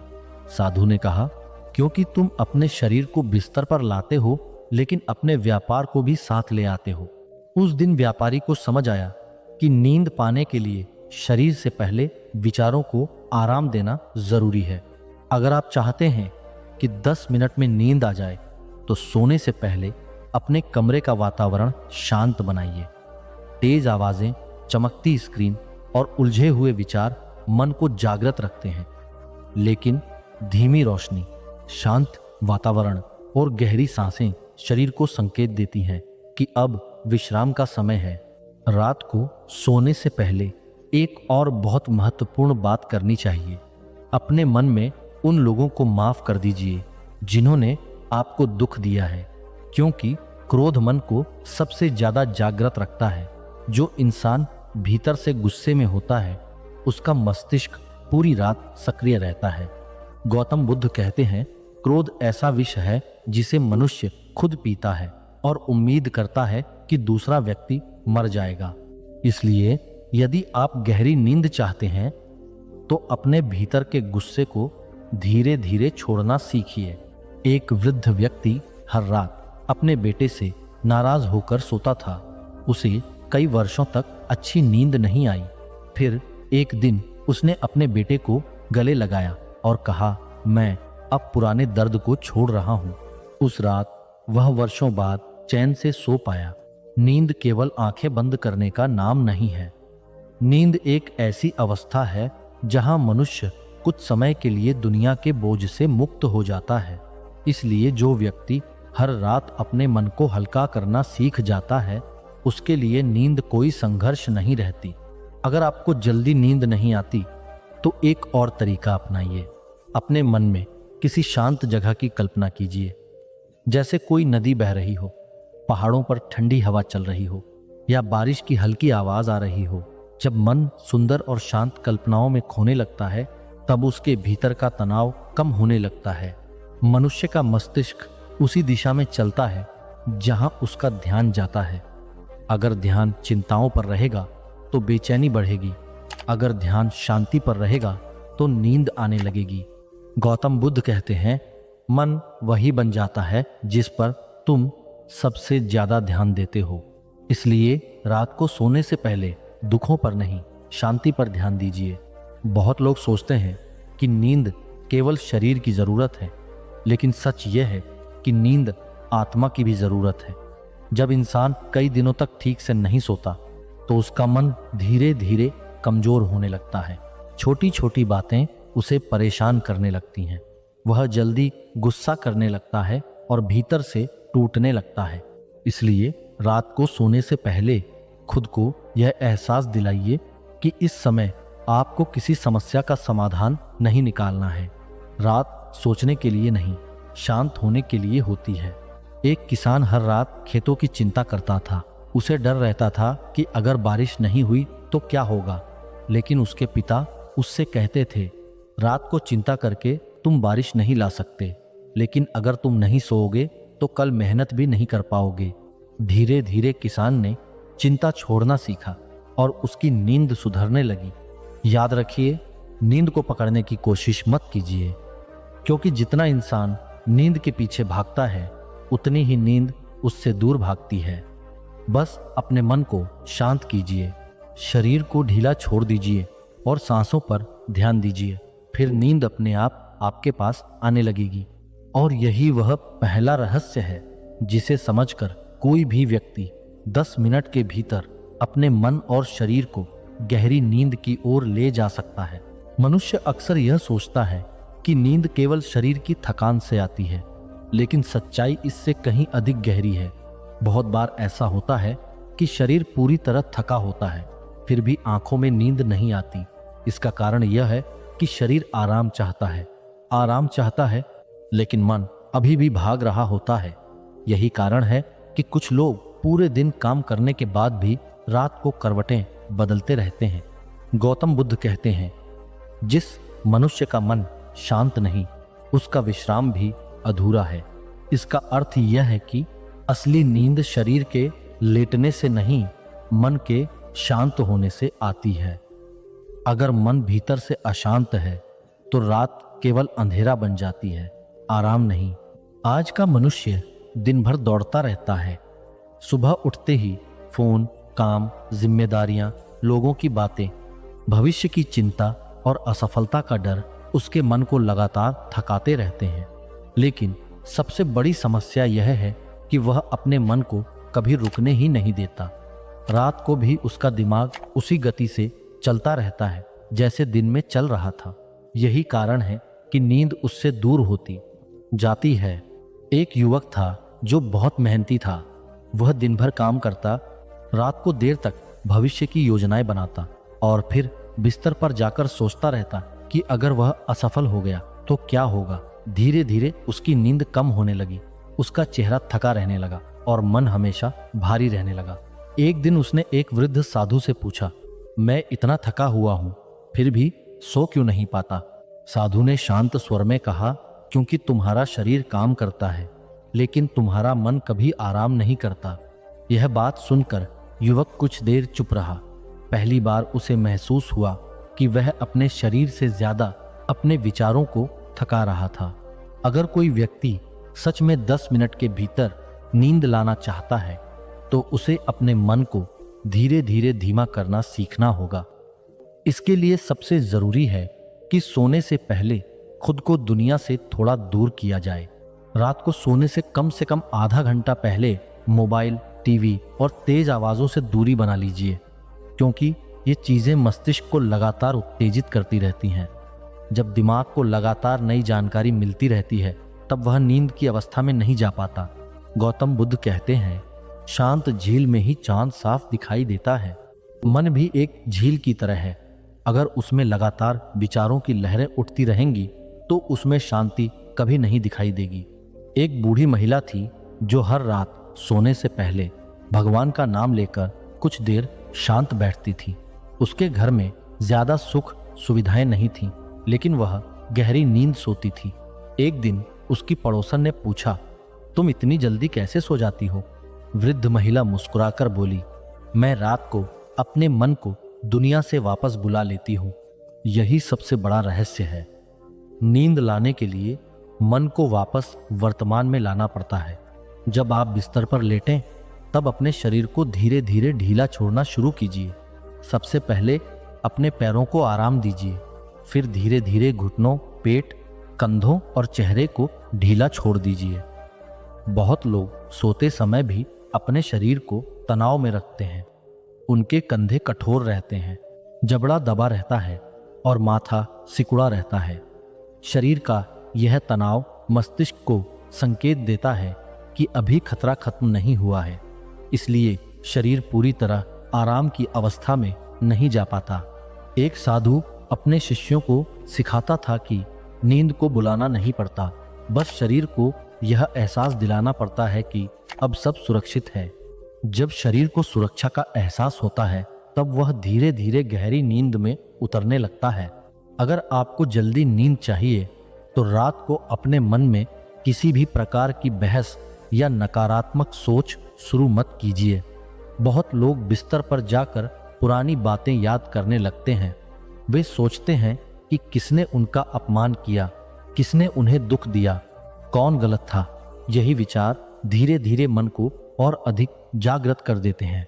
गौतम बुद्ध कहते हैं, बीते हुए कल को पकड़कर रखने वाला व्यक्ति वर्तमान की शांति खो देता है। इसलिए रात को सोने से पहले अपने अतीत को छोड़ देना बहुत जरूरी है।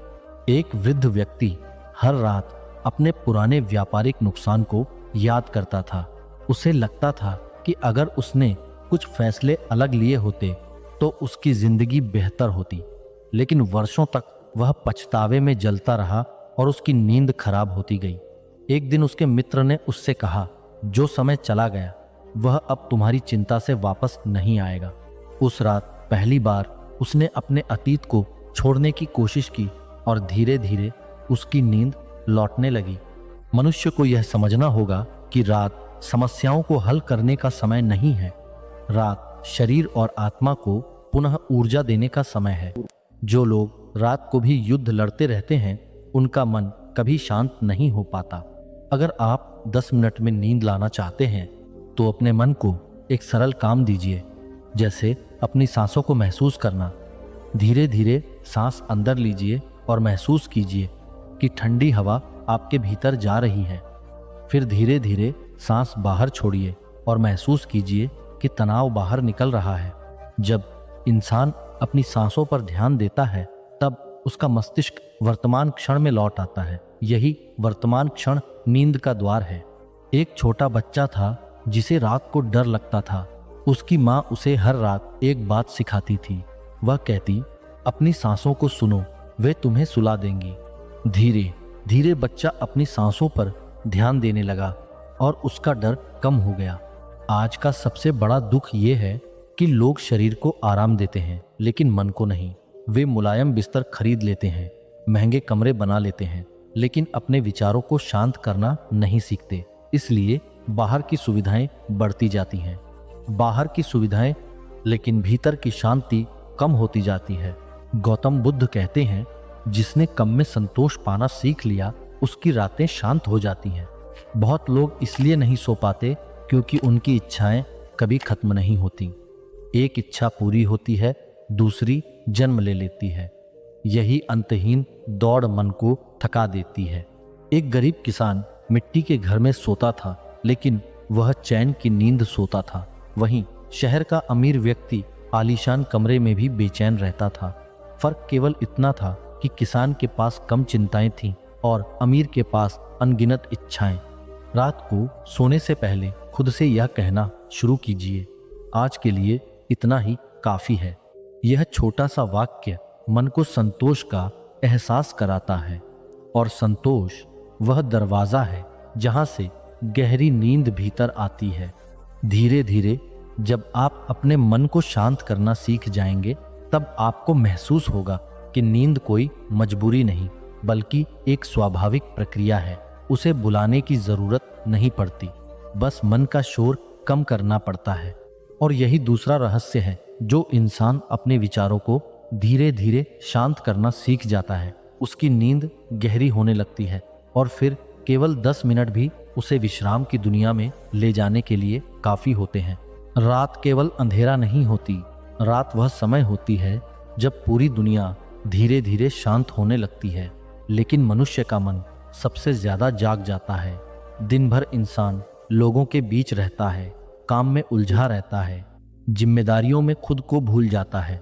लेकिन जैसे ही रात होती है और चारों तरफ सन्नाटा फैलता है, वैसे ही उसके भीतर छिपे हुए डर, पछतावे और अधूरे विचार जागने लगते हैं। यही कारण है कि बहुत लोग थककर भी सो नहीं पाते। गौतम बुद्ध कहते हैं, मनुष्य बाहर के शोर से नहीं, अपने भीतर के शोर से सबसे ज्यादा परेशान होता है। यह बात जितनी छोटी लगती है उतनी ही गहरी है, क्योंकि असली समस्या बिस्तर की नहीं होती।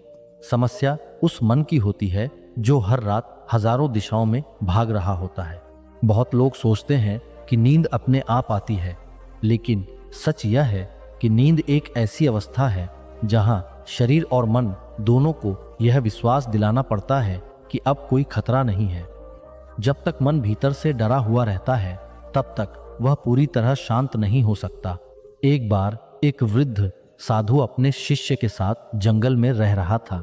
रात को तेज बारिश होने लगी, बिजली चमक रही थी और हवाएं जोर से चल रही थीं। शिष्य पूरी रात डरता रहा, लेकिन साधु गहरी नींद सोते रहे। सुबह शिष्य ने पूछा, गुरुदेव, इतनी भयानक रात में भी आप कैसे सो गए?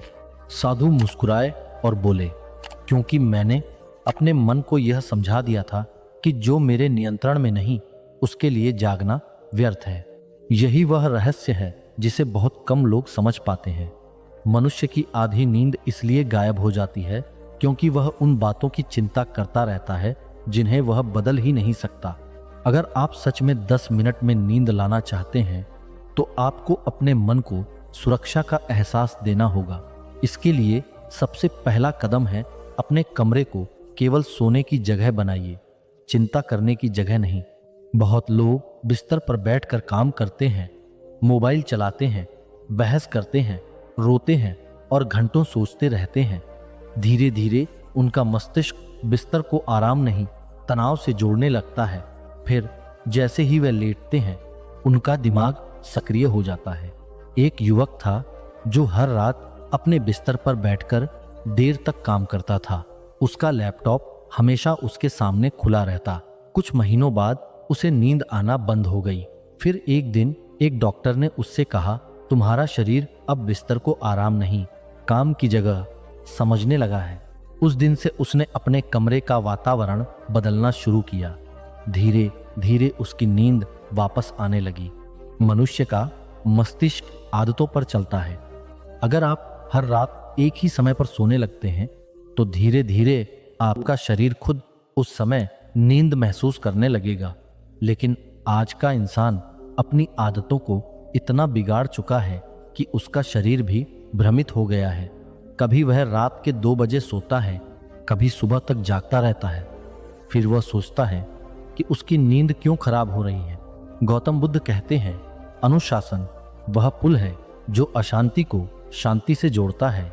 रात को एक निश्चित समय पर सोना केवल शरीर के लिए नहीं, मन के लिए भी बहुत जरूरी है। अगर आप जल्दी सोना चाहते हैं तो रात को अपने भीतर के बोझ को हल्का करना सीखिए। सोने से पहले कुछ मिनट अपने दिन को याद कीजिए और खुद से कहिए, आज मैंने जितना कर सकता था उतना किया। बहुत लोग खुद से हमेशा असंतुष्ट रहते हैं। उन्हें लगता है कि वे पर्याप्त नहीं कर पाए। यही अधूरापन उनके मन को जागृत रखता है। एक गरीब मजदूर पूरे दिन मेहनत करता था। शाम को वह थक कर घर लौटता और खाना खाकर तुरंत सो जाता। उसका बेटा एक दिन बोला, पिताजी आपको कभी चिंता नहीं होती? मजदूर हंस पड़ा और बोला, चिंता से कल का सूरज जल्दी नहीं निकलता, इसलिए मैं रात को खुद को माफ करके सो जाता हूँ। यह छोटी सी बात बहुत गहरी है। जो इंसान खुद को माफ करना सीख जाता है, उसकी रातें शांत होने लगती हैं। अब एक ऐसा तरीका समझिए जिसे बहुत कम लोग जानते हैं। जब आप बिस्तर पर लेटें तब अपने मन में यह कल्पना कीजिए कि आपका शरीर धीरे धीरे मिट्टी की तरह भारी हो रहा है। महसूस कीजिए कि आपके पैर ढीले पड़ रहे हैं, हाथ शांत हो रहे हैं, आंखें भारी हो रही हैं। यह तरीका मस्तिष्क को संकेत देता है कि अब शरीर विश्राम की अवस्था में जा रहा है। धीरे धीरे दिल की धड़कन शांत होने लगती है और नींद पास आने लगती है। एक साधु अपने शिष्यों को यह अभ्यास करवाता था। वह कहता, अपने शरीर को धरती को सौंप दो, फिर नींद तुम्हें अपने आप मिल जाएगी। धीरे धीरे शिष्य केवल कुछ ही मिनटों में गहरी नींद में जाने लगे। आज की सबसे बड़ी समस्या यह है कि लोग सोने से पहले अपने मन को डर से भर लेते हैं। कोई भविष्य को लेकर डरता है, कोई बीमारी से, कोई असफलता से, कोई अकेलेपन से। लेकिन याद रखिए, डर सबसे बड़ा चोर है।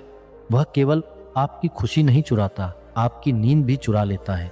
गौतम बुद्ध कहते हैं, भय भविष्य की कल्पना है, सत्य नहीं। इसलिए रात को सोने से पहले अपने मन से यह कहना सीखिए, इस समय मैं सुरक्षित हूँ। बहुत लोग रात को इसलिए नहीं सो पाते क्योंकि वे अपने जीवन को लेकर अत्यधिक नियंत्रण चाहते हैं। वे चाहते हैं कि सब कुछ उनके अनुसार हो, लेकिन जीवन हमेशा मनुष्य की इच्छा के अनुसार नहीं चलता। यही संघर्ष उसे भीतर से थका देता है।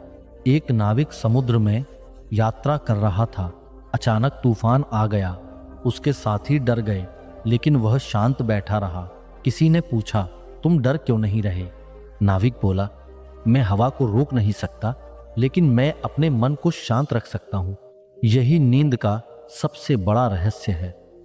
जब इंसान हर चीज को नियंत्रित करने की कोशिश छोड़ देता है, तब उसका मन धीरे धीरे शांत होने लगता है।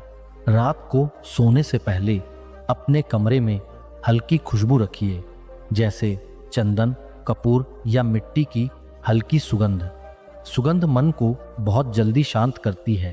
प्राचीन समय में साधु और ऋषि भी ध्यान और नींद से पहले प्राकृतिक सुगंधों का उपयोग करते थे, क्योंकि वे जानते थे कि मनुष्य का मन वातावरण से गहराई से जुड़ा होता है। इसके अलावा सोने से पहले बहुत भारी भोजन मत कीजिए। जब पेट बहुत भरा होता है तब शरीर पूरी रात भोजन पचाने में लगा रहता है, इसलिए शरीर को आराम नहीं मिल पाता। एक वृद्ध वैद्य कहा करता था, रात का भोजन उतना ही लो जितना शरीर को चाहिए, मन को नहीं। बहुत लोग तनाव में जरूरत से ज्यादा खाने लगते हैं और फिर उनकी नींद खराब हो जाती है। अगर कभी आपको लगे कि नींद नहीं आ रही तो घड़ी मत देखिए, क्योंकि जैसे ही इंसान समय देखने लगता है उसका तनाव बढ़ने लगता है। वह सोचने लगता है कि अब तो केवल 5 घंटे बचे हैं, अब केवल 4 घंटे, और यही चिंता उसे और अधिक जगा देती है। इसके बजाय अपनी सांसों पर ध्यान दीजिए। धीरे धीरे सांस अंदर लीजिए और मन में कहिए, मैं शांत हूं।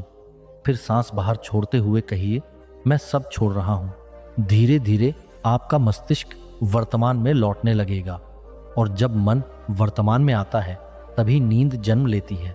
गौतम बुद्ध कहते हैं, जिसने वर्तमान में जीना सीख लिया उसने शांति का द्वार पा लिया। याद रखिए, नींद कोई युद्ध नहीं है जिसे जीतना है। नींद तो एक ऐसी नदी है जिसमें केवल वही उतर सकता है जिसने अपने मन का बोझ किनारे पर छोड़ दिया हो। और यही तीसरा और सबसे गहरा रहस्य है। मनुष्य 10 मिनट में तब सो पाता है जब वह दुनिया से पहले अपने विचारों को शांत करना सीख जाता है, क्योंकि असली बिस्तर कपड़ों और गद्दों से नहीं बनता, असली बिस्तर एक शांत मन से बनता है। दोस्तों, जीवन एक लंबी यात्रा है। कभी धूप है, कभी छांव है, कभी सब कुछ पास होता है, कभी सब छिन जाता है। बुद्ध कहते थे, जीवन को पकड़कर मत रखो, क्योंकि जो आया है वह एक दिन जाएगा। जैसे पेड़ पर लगा पत्ता कुछ समय हरा रहता है, फिर पीला पड़ता है और एक दिन टूटकर गिर जाता है। जीवन भी ऐसा ही है। एक गांव में एक बूढ़ा कुम्हार रहता था। वह रोज मिट्टी से घड़े बनाता था। एक दिन उसका बेटा बोला, पिताजी, आप इतने सालों में यही काम कर रहे हो, क्या आपको थकान नहीं होती? कुम्हार मुस्कुराया। उसने कहा, मिट्टी मुझे हर दिन सिखाती है, जो टूटता है वही दोबारा आकार ले सकता है। उसका बेटा समझ नहीं पाया। कुछ महीनों बाद उनका घर आग में जल गया। सारे घड़े टूट गए। सालों की मेहनत खत्म हो गई। बेटा रोने लगा। उसे लगा सब खत्म हो जाएगा, लेकिन बूढ़ा कुम्हार शांत बैठा रहा। अगली सुबह वह फिर मिट्टी लेने चला गया। बेटे ने पूछा, क्या आपको दुख नहीं है? वह बोला, दुख है, पर दुख से भागना समाधान नहीं। मिट्टी फिर से घड़ा बन सकती है, जीवन भी फिर से बन सकता है। यही बुद्ध का पहला सत्य था। जो टूटता है वह अंत नहीं होता, कई बार वही नई शुरुआत होती है। जीवन में दुख क्यों आता है? बुद्ध कहते थे, दुख जीवन का हिस्सा है। जिसने दुख को समझ लिया उसने जीवन को समझ लिया। एक किसान था, उसके पास एक घोड़ा था। एक दिन घोड़ा भाग गया। गांव वाले बोले, बहुत बुरा हुआ। किसान बोला, शायद। कुछ दिन बाद वही घोड़ा 3 जंगली घोड़ों को लेकर वापस आया। गांव वाले बोले, बहुत अच्छा हुआ। किसान बोला, शायद। उसका बेटा उन घोड़ों को काबू करने लगा। एक दिन वह गिर गया, उसकी टांग टूट गई। लोग बोले, बहुत बुरा हुआ। किसान फिर बोला, शायद। कुछ हफ्तों बाद राजा ने युद्ध के लिए जवान लड़कों को बुलाया। सभी गए, किसान का बेटा नहीं गया, क्योंकि उसकी टांग टूटी थी। तब गांव वाले समझे, जो दुख लगता है वह हमेशा बुरा नहीं होता, और जो सुख लगता है वह हमेशा अच्छा नहीं होता। बुद्ध दर्शन कहता है, घटनाओं को तुरंत मत आंको, समय के पास अपना उत्तर होता है। धैर्य रखो, जीवन बदलता है। एक नदी को देखो, वह कभी नहीं रुकती। पत्थर आते हैं, मोड़ आते हैं, गहराई आती है, फिर भी नदी बहती रहती है। वैसे ही इंसान को भी बहते रहना चाहिए। एक गरीब लड़का था, वह पढ़ना चाहता था, लेकिन उसके पास किताबें नहीं थी। वह मंदिर के बाहर बैठकर दूसरों को पढ़ते देखता था। लोग उसका मजाक उड़ाते थे, कहते थे, तू कुछ नहीं कर पाएगा। लेकिन उसने हार नहीं मानी। वह मिट्टी पर उंगली से अक्षर बनाता, रात में दीपक के नीचे पढ़ता। सालों तक संघर्ष किया। धीरे धीरे वही लड़का गांव का शिक्षक बन गया। लोग हैरान थे। उसने कहा, मैं तेज नहीं था, मैं बस रुका नहीं। यही बुद्ध का धैर्य है। छोटा कदम भी अगर रुकता नहीं तो मंजिल बन जाता है। मन सबसे बड़ा मित्र है और सबसे बड़ा शत्रु भी है। बुद्ध कहते हैं, अशांत मन दुख देता है, शांत मन मुक्ति देता है। एक राजा था, उसके पास सब कुछ था, सोना, महल, सेना, फिर भी उसे नींद नहीं आती थी। हर रात चिंता रहती, कहीं राज्य छिन ना जाए, कहीं कोई धोखा ना दे, कहीं युद्ध ना हो जाए। एक दिन वह एक साधु के पास गया। उसने पूछा, मेरे पास सब कुछ है, फिर भी शांति क्यों नहीं है? साधु उसे तालाब के पास ले गया। उसने पानी हिलाया, पानी गंदा हो गया। उसने कहा, क्या इसमें अपना चेहरा दिख रहा है? राजा बोला, नहीं।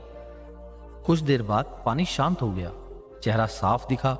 साधु बोला, जब मन हिलता है सत्य नहीं दिखता, जब मन शांत होता है जीवन साफ दिखता है। राजा समझ गया, सुख बाहर नहीं है, मन के भीतर है। क्रोध धीमी आग है, यह पहले दूसरों को नहीं खुद को जलाता है। एक लोहार था, उसका पड़ोसी उससे जलता था, रोज अपमान करता था, रोज ताने देता था। एक दिन लोहार बहुत गुस्से में था, वह लड़ने जाने लगा। उसकी बूढ़ी माँ ने रोका। उसने जलता कोयला हाथ में लिया और बोली, अगर इसे किसी पर फेंकना है तो पहले हाथ में पकड़ना होगा। लोहार का हाथ जल गया, वह चौंका। मां बोली, क्रोध भी ऐसा ही है, पहले तुझे जलाएगा फिर शायद दूसरे तक पहुंचेगा। उस दिन उसने लड़ाई छोड़ दी। बुद्ध कहते हैं, क्षमा कमजोरी नहीं मन की ताकत है। जो खुद को जीत ले वही सबसे बड़ा विजेता है। जीवन में सब बदलता है, रूप, धन, समय, समय समय पर रिश्ते, कुछ भी स्थायी नहीं है। एक अमीर व्यापारी था, उसके पास अनगिनत धन था। उसे लगता था यह सब हमेशा रहेगा। फिर बाढ़ आई, सब बह गया। घर, दुकान, सोना, वह टूट गया। एक भिक्षु ने उससे कहा, तूने धन को स्थायी समझ लिया था, पर संसार बदलता है। धीरे धीरे उसने फिर मेहनत शुरू की। इस बार वह धन से जुड़ा नहीं, बस कर्म करता रहा। उसे शांति मिलने लगी। बुद्ध दर्शन कहता है, जिस चीज को हमेशा अपना समझोगे उसके जाने पर दुख होगा ही होगा। जो परिवर्तन को स्वीकार करेगा वह हल्का रहेगा। यही जीवन है, यही शुरुआत है, अभी बहुत कुछ बाकी है। रात हमेशा अंधेरी नहीं रहती, सुबह रास्ता ढूंढ ही लेती है।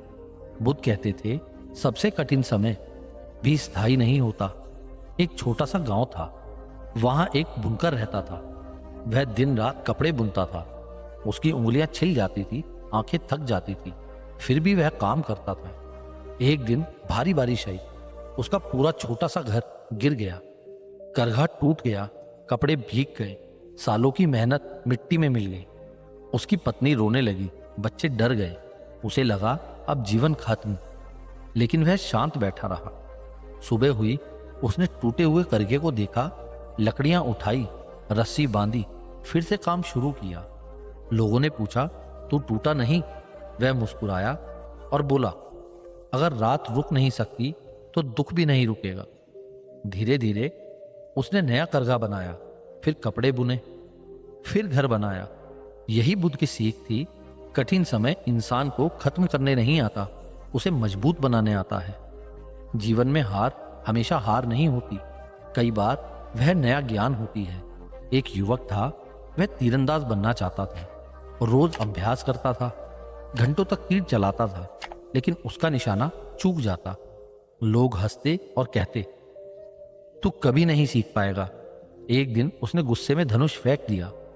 उसे लगा अब सब खत्म हो चुका है। तभी उसका गुरु आया, उसने जमीन पर गिरे तीर उठाए और बोले, ये गिरे हुए तीर हार नहीं है, ये बता रहे हैं कि निशाना कहाँ नहीं था। युवक समझ गया। उसने फिर अभ्यास शुरू किया। धीरे धीरे उसका हाथ स्थिर हुआ, आंखें शांत हुई। एक दिन वह राज्य का सबसे अच्छा तीरंदाज बना। बुद्ध कहते हैं, जो गिरने से सीखता है वह ऊंचा उठता है, जो हार से भागता है वह वहीं रह जाता है। मनुष्य का सबसे बड़ा दुख तुलना है, दूसरों को देखकर खुद को छोटा समझना।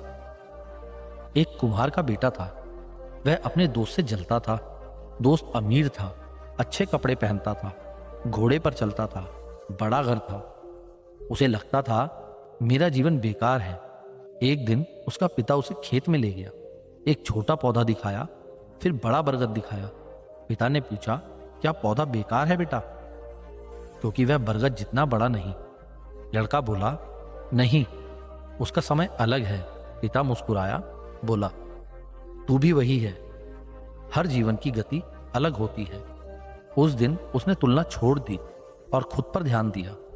बुद्ध दर्शन कहता है, दूसरों की राह देखकर दुख मत लो, अपनी राह पर चलो। हर बीज अपने समय पर वृक्ष बनता है। लालच कभी तृप्त नहीं होता। जितना मिलता है उतना और चाहिए। एक राजा था, उसे सोने से प्रेम था। महल भरे थे, खजाने भरे थे, फिर भी शांति नहीं थी। वह और चाहता था, और ज्यादा चाहता था। एक संत उसके पास आया। उसने राजा को एक कटोरा दिया और बोला, इसे भर दो। राजा ने सोना डाला, कटोरा खाली, और डाला, फिर भी खाली। हीरे डाले, मोती डाले, फिर भी खाली। राजा हैरान। संत बोला, यह मनुष्य की इच्छा का कटोरा है, यह भरता नहीं है। राजा समझ गया। बुद्ध कहते हैं, इच्छा सीमित रखो, संतोष बड़ा धन है। जिसे संतोष मिल गया उसे शांति मिल जाती है। अकेलापन हमेशा दुख नहीं होता, कई बार वही आत्मज्ञान देता है। एक युवक था, उसके बहुत मित्र थे। भीड़ थी, हंसी थी, शोर था। फिर एक कठिन समय आया, उसका व्यापार डूब गया। सब मित्र चले गए, वह अकेला रह गया। पहले रोया, बहुत टूटा। फिर एक दिन नदी किनारे बैठा, शांत रहा। पहली बार उसने खुद को सुना, अपने डर को समझा, अपनी गलतियां देखी, अपने मन को जाना। धीरे धीरे अकेलापन शत्रु नहीं रहा, वह शिक्षक बन गया, लोगों को सिखाने लगा। बुद्ध कहते हैं, जब भीड़ चली जाए तो घबराओ मत। कई बार तुम्हारी सबसे बड़ी मुलाकात खुद से होती है। समय सबसे बड़ा गुरु है, वह धीरे सिखाता है पर गहराई से सिखाता है। एक माँ थी, उसका छोटा बेटा बीमार पड़ा। वह बहुत रोई। वह बुद्ध के पास गई, बोली, मेरे बच्चे को बचा लो। बुद्ध ने कहा, मैं मदद करूंगा। पहले उस घर से सरसों के दाने लाओ जहां कभी मृत्यु ना हुई हो। वह घर घर गई। हर घर में दुख था।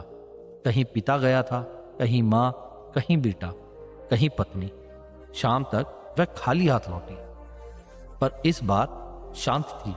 उसने कहा, अब समझ गई हूं मैं, दुख सिर्फ मेरा नहीं है, यह जीवन का हिस्सा है। बुद्ध बोले, जो सत्य को स्वीकार करता है वह हल्का हो जाता है। जीवन यही है, दुख है पर सीख भी है, हार है पर नई राह भी है, अकेलापन है पर आत्मज्ञान भी है, समय है और उसके साथ बदलाव भी है। चलते रहना, रुकना नहीं, यही बुद्ध का मार्ग है। कई बार जीवन हमें वहां ले जाता है जहां हम कभी जाना नहीं चाहते, पर वही रास्ता हमें सबसे बड़ा ज्ञान दे देता है। एक नाविक था, वह समुद्र से प्रेम करता था। हर दिन नाव लेकर निकलता, लहरों से खेलता, हवा को महसूस करता। उसे लगता था वह सब जानता है। एक दिन समुद्र में भयंकर तूफान आया। आसमान काला हो गया, लहरें ऊंची हो गई, नाव टूटने लगी। नाविक डर गया। पहली बार उसे अपनी ताकत छोटी लगी। वह चिल्लाया और रोया, पर समुद्र शांत नहीं हुआ। फिर उसने एक बात समझी, कुछ चीजें लड़कर नहीं जीती जाती, कुछ चीजों के साथ झुकना पड़ता है। उसने नाव को हवा के अनुसार मोड़ा। धीरे धीरे वह किनारे लौट आया। उस दिन उसने सीखा, अहंकार डुबा सकता है, विनम्रता बचा सकती है। बुद्ध कहते हैं, जो झुकना जानता है वही टूटने से बचता है। अहंकार मन की दीवार है, यह सत्य को अंदर नहीं जाने देता। एक विद्वान था, उसे अपनी बुद्धि पर बहुत गर्व था। हर किसी से बहस करता, सबको छोटा समझता। एक दिन वह एक साधु के पास गया और बोला, मुझे ज्ञान दो। साधु ने चाय डालनी शुरू की। कप भर गया, फिर भी चाय डालते रहे। चाय बाहर गिरने लगी। विद्वान बोला, कप भर गया है प्रभु। साधु मुस्कुराया और बोला, तेरा मन भी ऐसा ही है, जो पहले से भरा हो वह नया ज्ञान नहीं ले सकता। उस दिन विद्वान का सिर झुक गया। बुद्ध की सीख यही है, खाली मन ही सीखता है, झुका हुआ मन ही बढ़ता है। कर्म हमेशा लौटते हैं, धीरे सही पर लौटते हैं। एक लकड़हारा था, बहुत गरीब था, फिर भी दयालु था। एक दिन जंगल में उसे घायल पक्षी मिला। वह उसे घर ले आया, मरहम लगाया, पानी दिया, दिनों तक उसकी सेवा करी। पक्षी ठीक हुआ, उड़ गया। कुछ महीनों बाद लकड़हारा जंगल में पेड़ काट रहा था। अचानक एक पेड़ गिरने लगा। उसी समय एक पक्षी तेज आवाज में उसके सिर पर मंडराया। वह पीछे हटा, पेड़ सामने गिर गया। उसकी जान बच गई। उसे लगा यह वही पक्षी था। बुद्ध कहते हैं, अच्छे कर्म कभी व्यर्थ नहीं जाते। बीज आज बो, फल कभी ना कभी आता जरूर है। शब्द तीर जैसे होते हैं, निकल जाए तो लौटते नहीं हैं। एक व्यापारी था, बहुत क्रोधी, अपने नौकरों को डांटता था, अपमान करता था, कड़वे शब्द बोलता था। एक दिन उसका पुराना नौकर छोड़कर चला गया। व्यापारी को लगा नया मिल जाएगा, पर धीरे धीरे सब लोग उससे दूर होने लगे। कोई टिकता नहीं था। एक संत ने उससे कहा, तकिया फाड़ो। उसने फाड़ा, रुई उड़ गई। संत बोले, अब सब वापस भर दो। वह बोला, असंभव है। संत ने कहा, शब्द भी ऐसे हैं, एक बार निकल गए तो पूरी तरह वापस नहीं आते। उस दिन व्यापारी बदला, धीरे बोलना सीखा, सम्मान सीखा।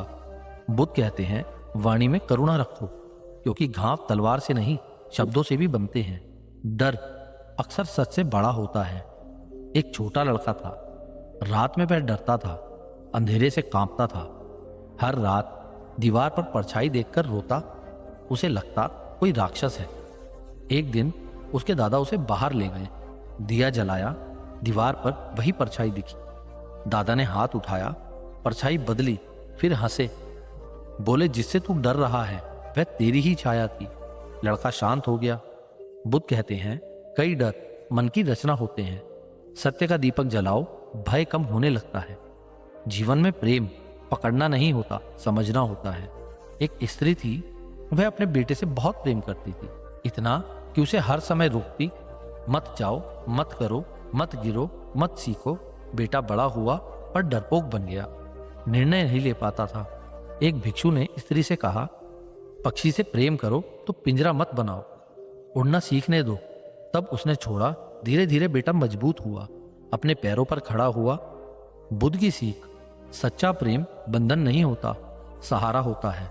जीवन छोटा होता है, बहुत छोटा। एक वृद्ध किसान था। वह हमेशा कहता था, कल आराम करूंगा, कल बच्चों से मिलूंगा, कल नदी किनारे बैठूंगा, कल मुस्कुराऊंगा। साल बीत गए। एक दिन वह बहुत बूढ़ा हो गया, चलना मुश्किल। उसने आकाश देखा, रो पड़ा, बोला, मैं जीने की तैयारी करता रहा पर जीना ही भूल गया। बुद्ध कहते हैं, वर्तमान में ही जीवन है। कल एक सपना है, बीता कल स्मृति है। जो अभी है वही सच है। इस क्षण को जियो। करुणा मनुष्य की सबसे सुंदर शक्ति है। एक लड़की थी, बहुत गरीब फिर भी दयालु। एक सर्द रात उसे रास्ते में एक बूढ़ी स्त्री मिली, कांप रही थी। लड़की के पास एक ही शॉल थी, उसने वही दे दिया। घर जाकर कुछ ठंड में रही। सालों बाद वह बीमार हुई। एक महिला वैद्य उसकी सेवा करने आई। वही बूढ़ी स्त्री थी। उसने कहा, तूने मुझे गर्मी दी थी, आज मैं तुझे जीवन दूंगी। बुद्ध कहते हैं, करुणा घूमकर लौटती है और हृदय को बड़ा करती है। यही जीवन का मार्ग है। धीरे चलो पर जागकर चलो, गिरो पर सीख कर उठो, दुख देखो पर टूटो मत, प्रेम करो पर बांधो मत, कर्म करो पर अहंकार मत रखो, मन को शांत रखो। यही बुद्ध का रास्ता है। दोस्तों, जीवन हमेशा आसान रास्तों पर नहीं चलता।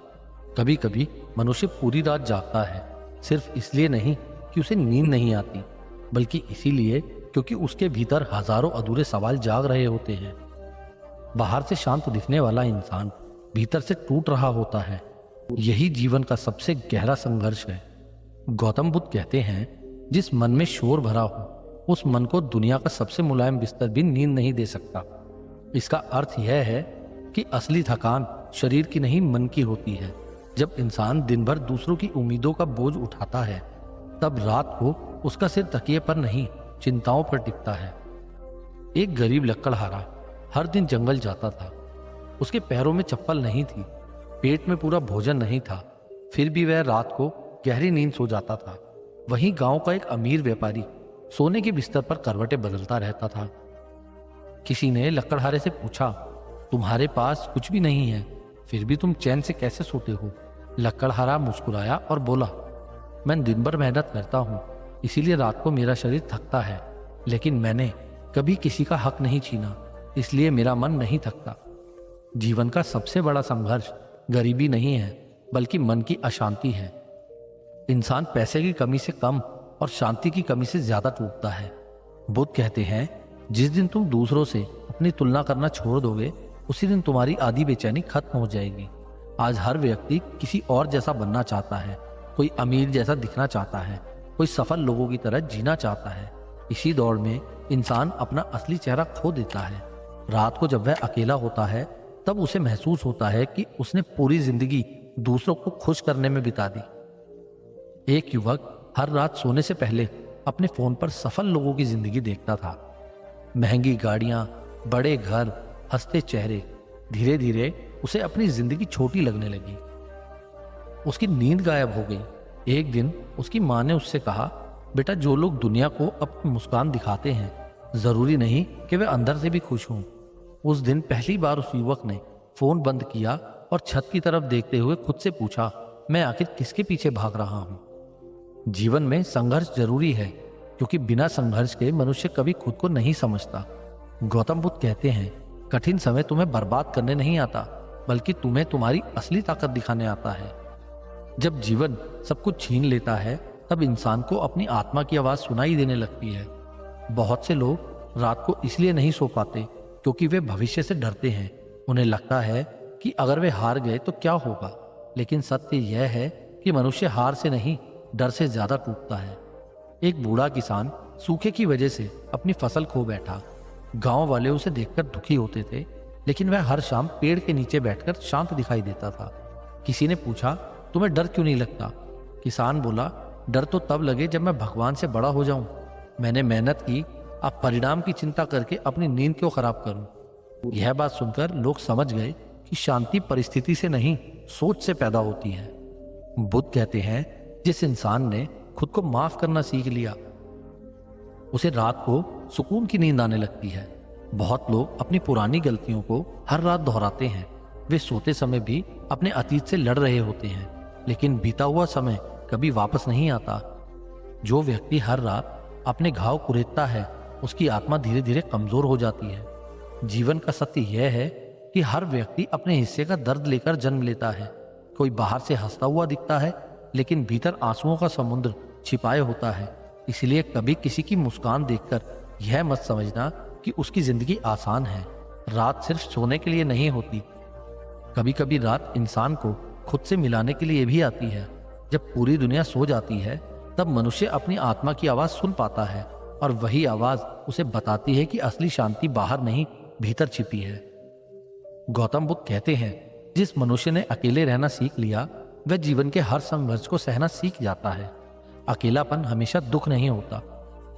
कभी कभी यही अकेलापन इंसान को भीतर से मजबूत बना देता है। रात के अंधेरे में जब कोई साथ नहीं होता, तब मनुष्य खुद का सबसे बड़ा साथी बनना सीखता है। एक युवक नौकरी की तलाश में शहर आया। कई महीनों तक उसे काम नहीं मिला। उसके पास किराया देने के लिए पैसे भी नहीं बचे। रात को वह रेलवे स्टेशन पर बैठकर सामने देखता था। एक दिन उसने खुद से कहा, अगर यह समय मुझे तोड़ नहीं पाया, तो यही समय मुझे सबसे मजबूत इंसान बना देगा। सालों बाद वही युवक सफल हुआ, लेकिन उसने कभी उन रातों को नहीं भुलाया जब भूखा होने के बावजूद भी उसने उम्मीद नहीं छोड़ी थी। जीवन में हर दर्द एक शिक्षा लेकर आता है। बुद्ध कहते हैं, जो इंसान अपने दुख से सीख लेता है, उसका दुख धीरे धीरे ज्ञान बन जाता है। बहुत लोग दर्द से भागते हैं, लेकिन जो उसे समझ लेता है, वही असली शांति में जाता है। नींद सिर्फ आंखें बंद करने से नहीं आती। नींद तब आती है जब मन स्वीकार कर लेता है कि हर चीज हमारे नियंत्रण में नहीं है। आज इंसान हर चीज को पकड़कर रखना चाहता है, रिश्ते, पैसे, समय और लोग, लेकिन जितना वह पकड़ने की कोशिश करता है, उतना ही बेचैन होता है। एक वृद्ध साधु नदी के किनारे बैठा था। उसका शिष्य बोला, गुरुदेव, मुझे रात को बहुत चिंता होती है। साधु ने पानी की मुट्ठी भरकर कहा, इसे कसकर पकड़ो। शिष्य ने जोर से पानी पकड़ना चाहा, लेकिन पानी हाथों से निकल गया। साधु मुस्कुराकर बोले, जीवन भी ऐसा ही है, जिसे तुम बहुत कसकर पकड़ना चाहते हो, वही सबसे पहले छूट जाता है। उस दिन शिष्य समझ गया कि कि शांति पाने के लिए हर चीज पर नियंत्रण जरूरी नहीं, बल्कि स्वीकार करना जरूरी है। बुद्ध कहते हैं, धीरे चलने से मत डरो, बस रुक जाने से डरो। जीवन में संघर्ष लंबे समय तक चलता है। कई बार इंसान को लगता है कि उसकी मेहनत बेकार जा रही है, लेकिन प्रकृति कभी किसी की मेहनत व्यर्थ नहीं जाने देती। जिस तरह बीज मिट्टी के अंदर अंधेरे में रहकर धीरे धीरे पेड़ बनता है, उसी तरह इंसान भी कठिन समय में भीतर से मजबूत बनता है। एक गरीब स्टूडेंट रात को सड़क की लाइट के नीचे पढ़ाई करता था। लोग उसका मजाक उड़ाते थे, लेकिन वह सिर्फ मुस्कुराकर कहता, अंधेरा हमेशा रोशनी की कीमत सिखाने आता है। कई साल बाद वही लड़का एक बड़ा IPS ऑफिसर बना। जिन लोगों ने उसका मजाक उड़ाया था, वही लोग उसकी सफलता की बातें करने लगे। जीवन का सबसे गहरा सत्य यह है कि समय कभी एक जैसा नहीं रहता। जो रात आज तुम्हें रुला रही है, वही रात कल तुम्हें मजबूत बना देगी। गौतम बुद्ध कहते हैं, मनुष्य तब तक दुखी रहता है जब तक वह अपने भीतर शांति ढूंढना नहीं सीखता। लोग पूरी जिंदगी बाहर सुख खोजते हैं, लेकिन असली सुकून भीतर छिपा होता है। जब इंसान अपने मन को शांत करना सीख लेता है, तब साधारण बिस्तर भी उसे स्वर्ग जैसा लगता है। इसीलिए जब भी रात को नींद ना आए, तब अपनी परेशानियों से लड़ने की जगह खुद से बात करना सीखो। खुद से कहो कि यह समय भी गुजर जाएगा, क्योंकि जीवन का हर संघर्ष अस्थायी होता है। और याद रखना, दुनिया का सबसे अमीर इंसान वह नहीं जिसके पास सबसे ज्यादा पैसा है, बल्कि वह है जो रात को बिना डर और बिना पछतावे के गहरी नींद में सो सकता है।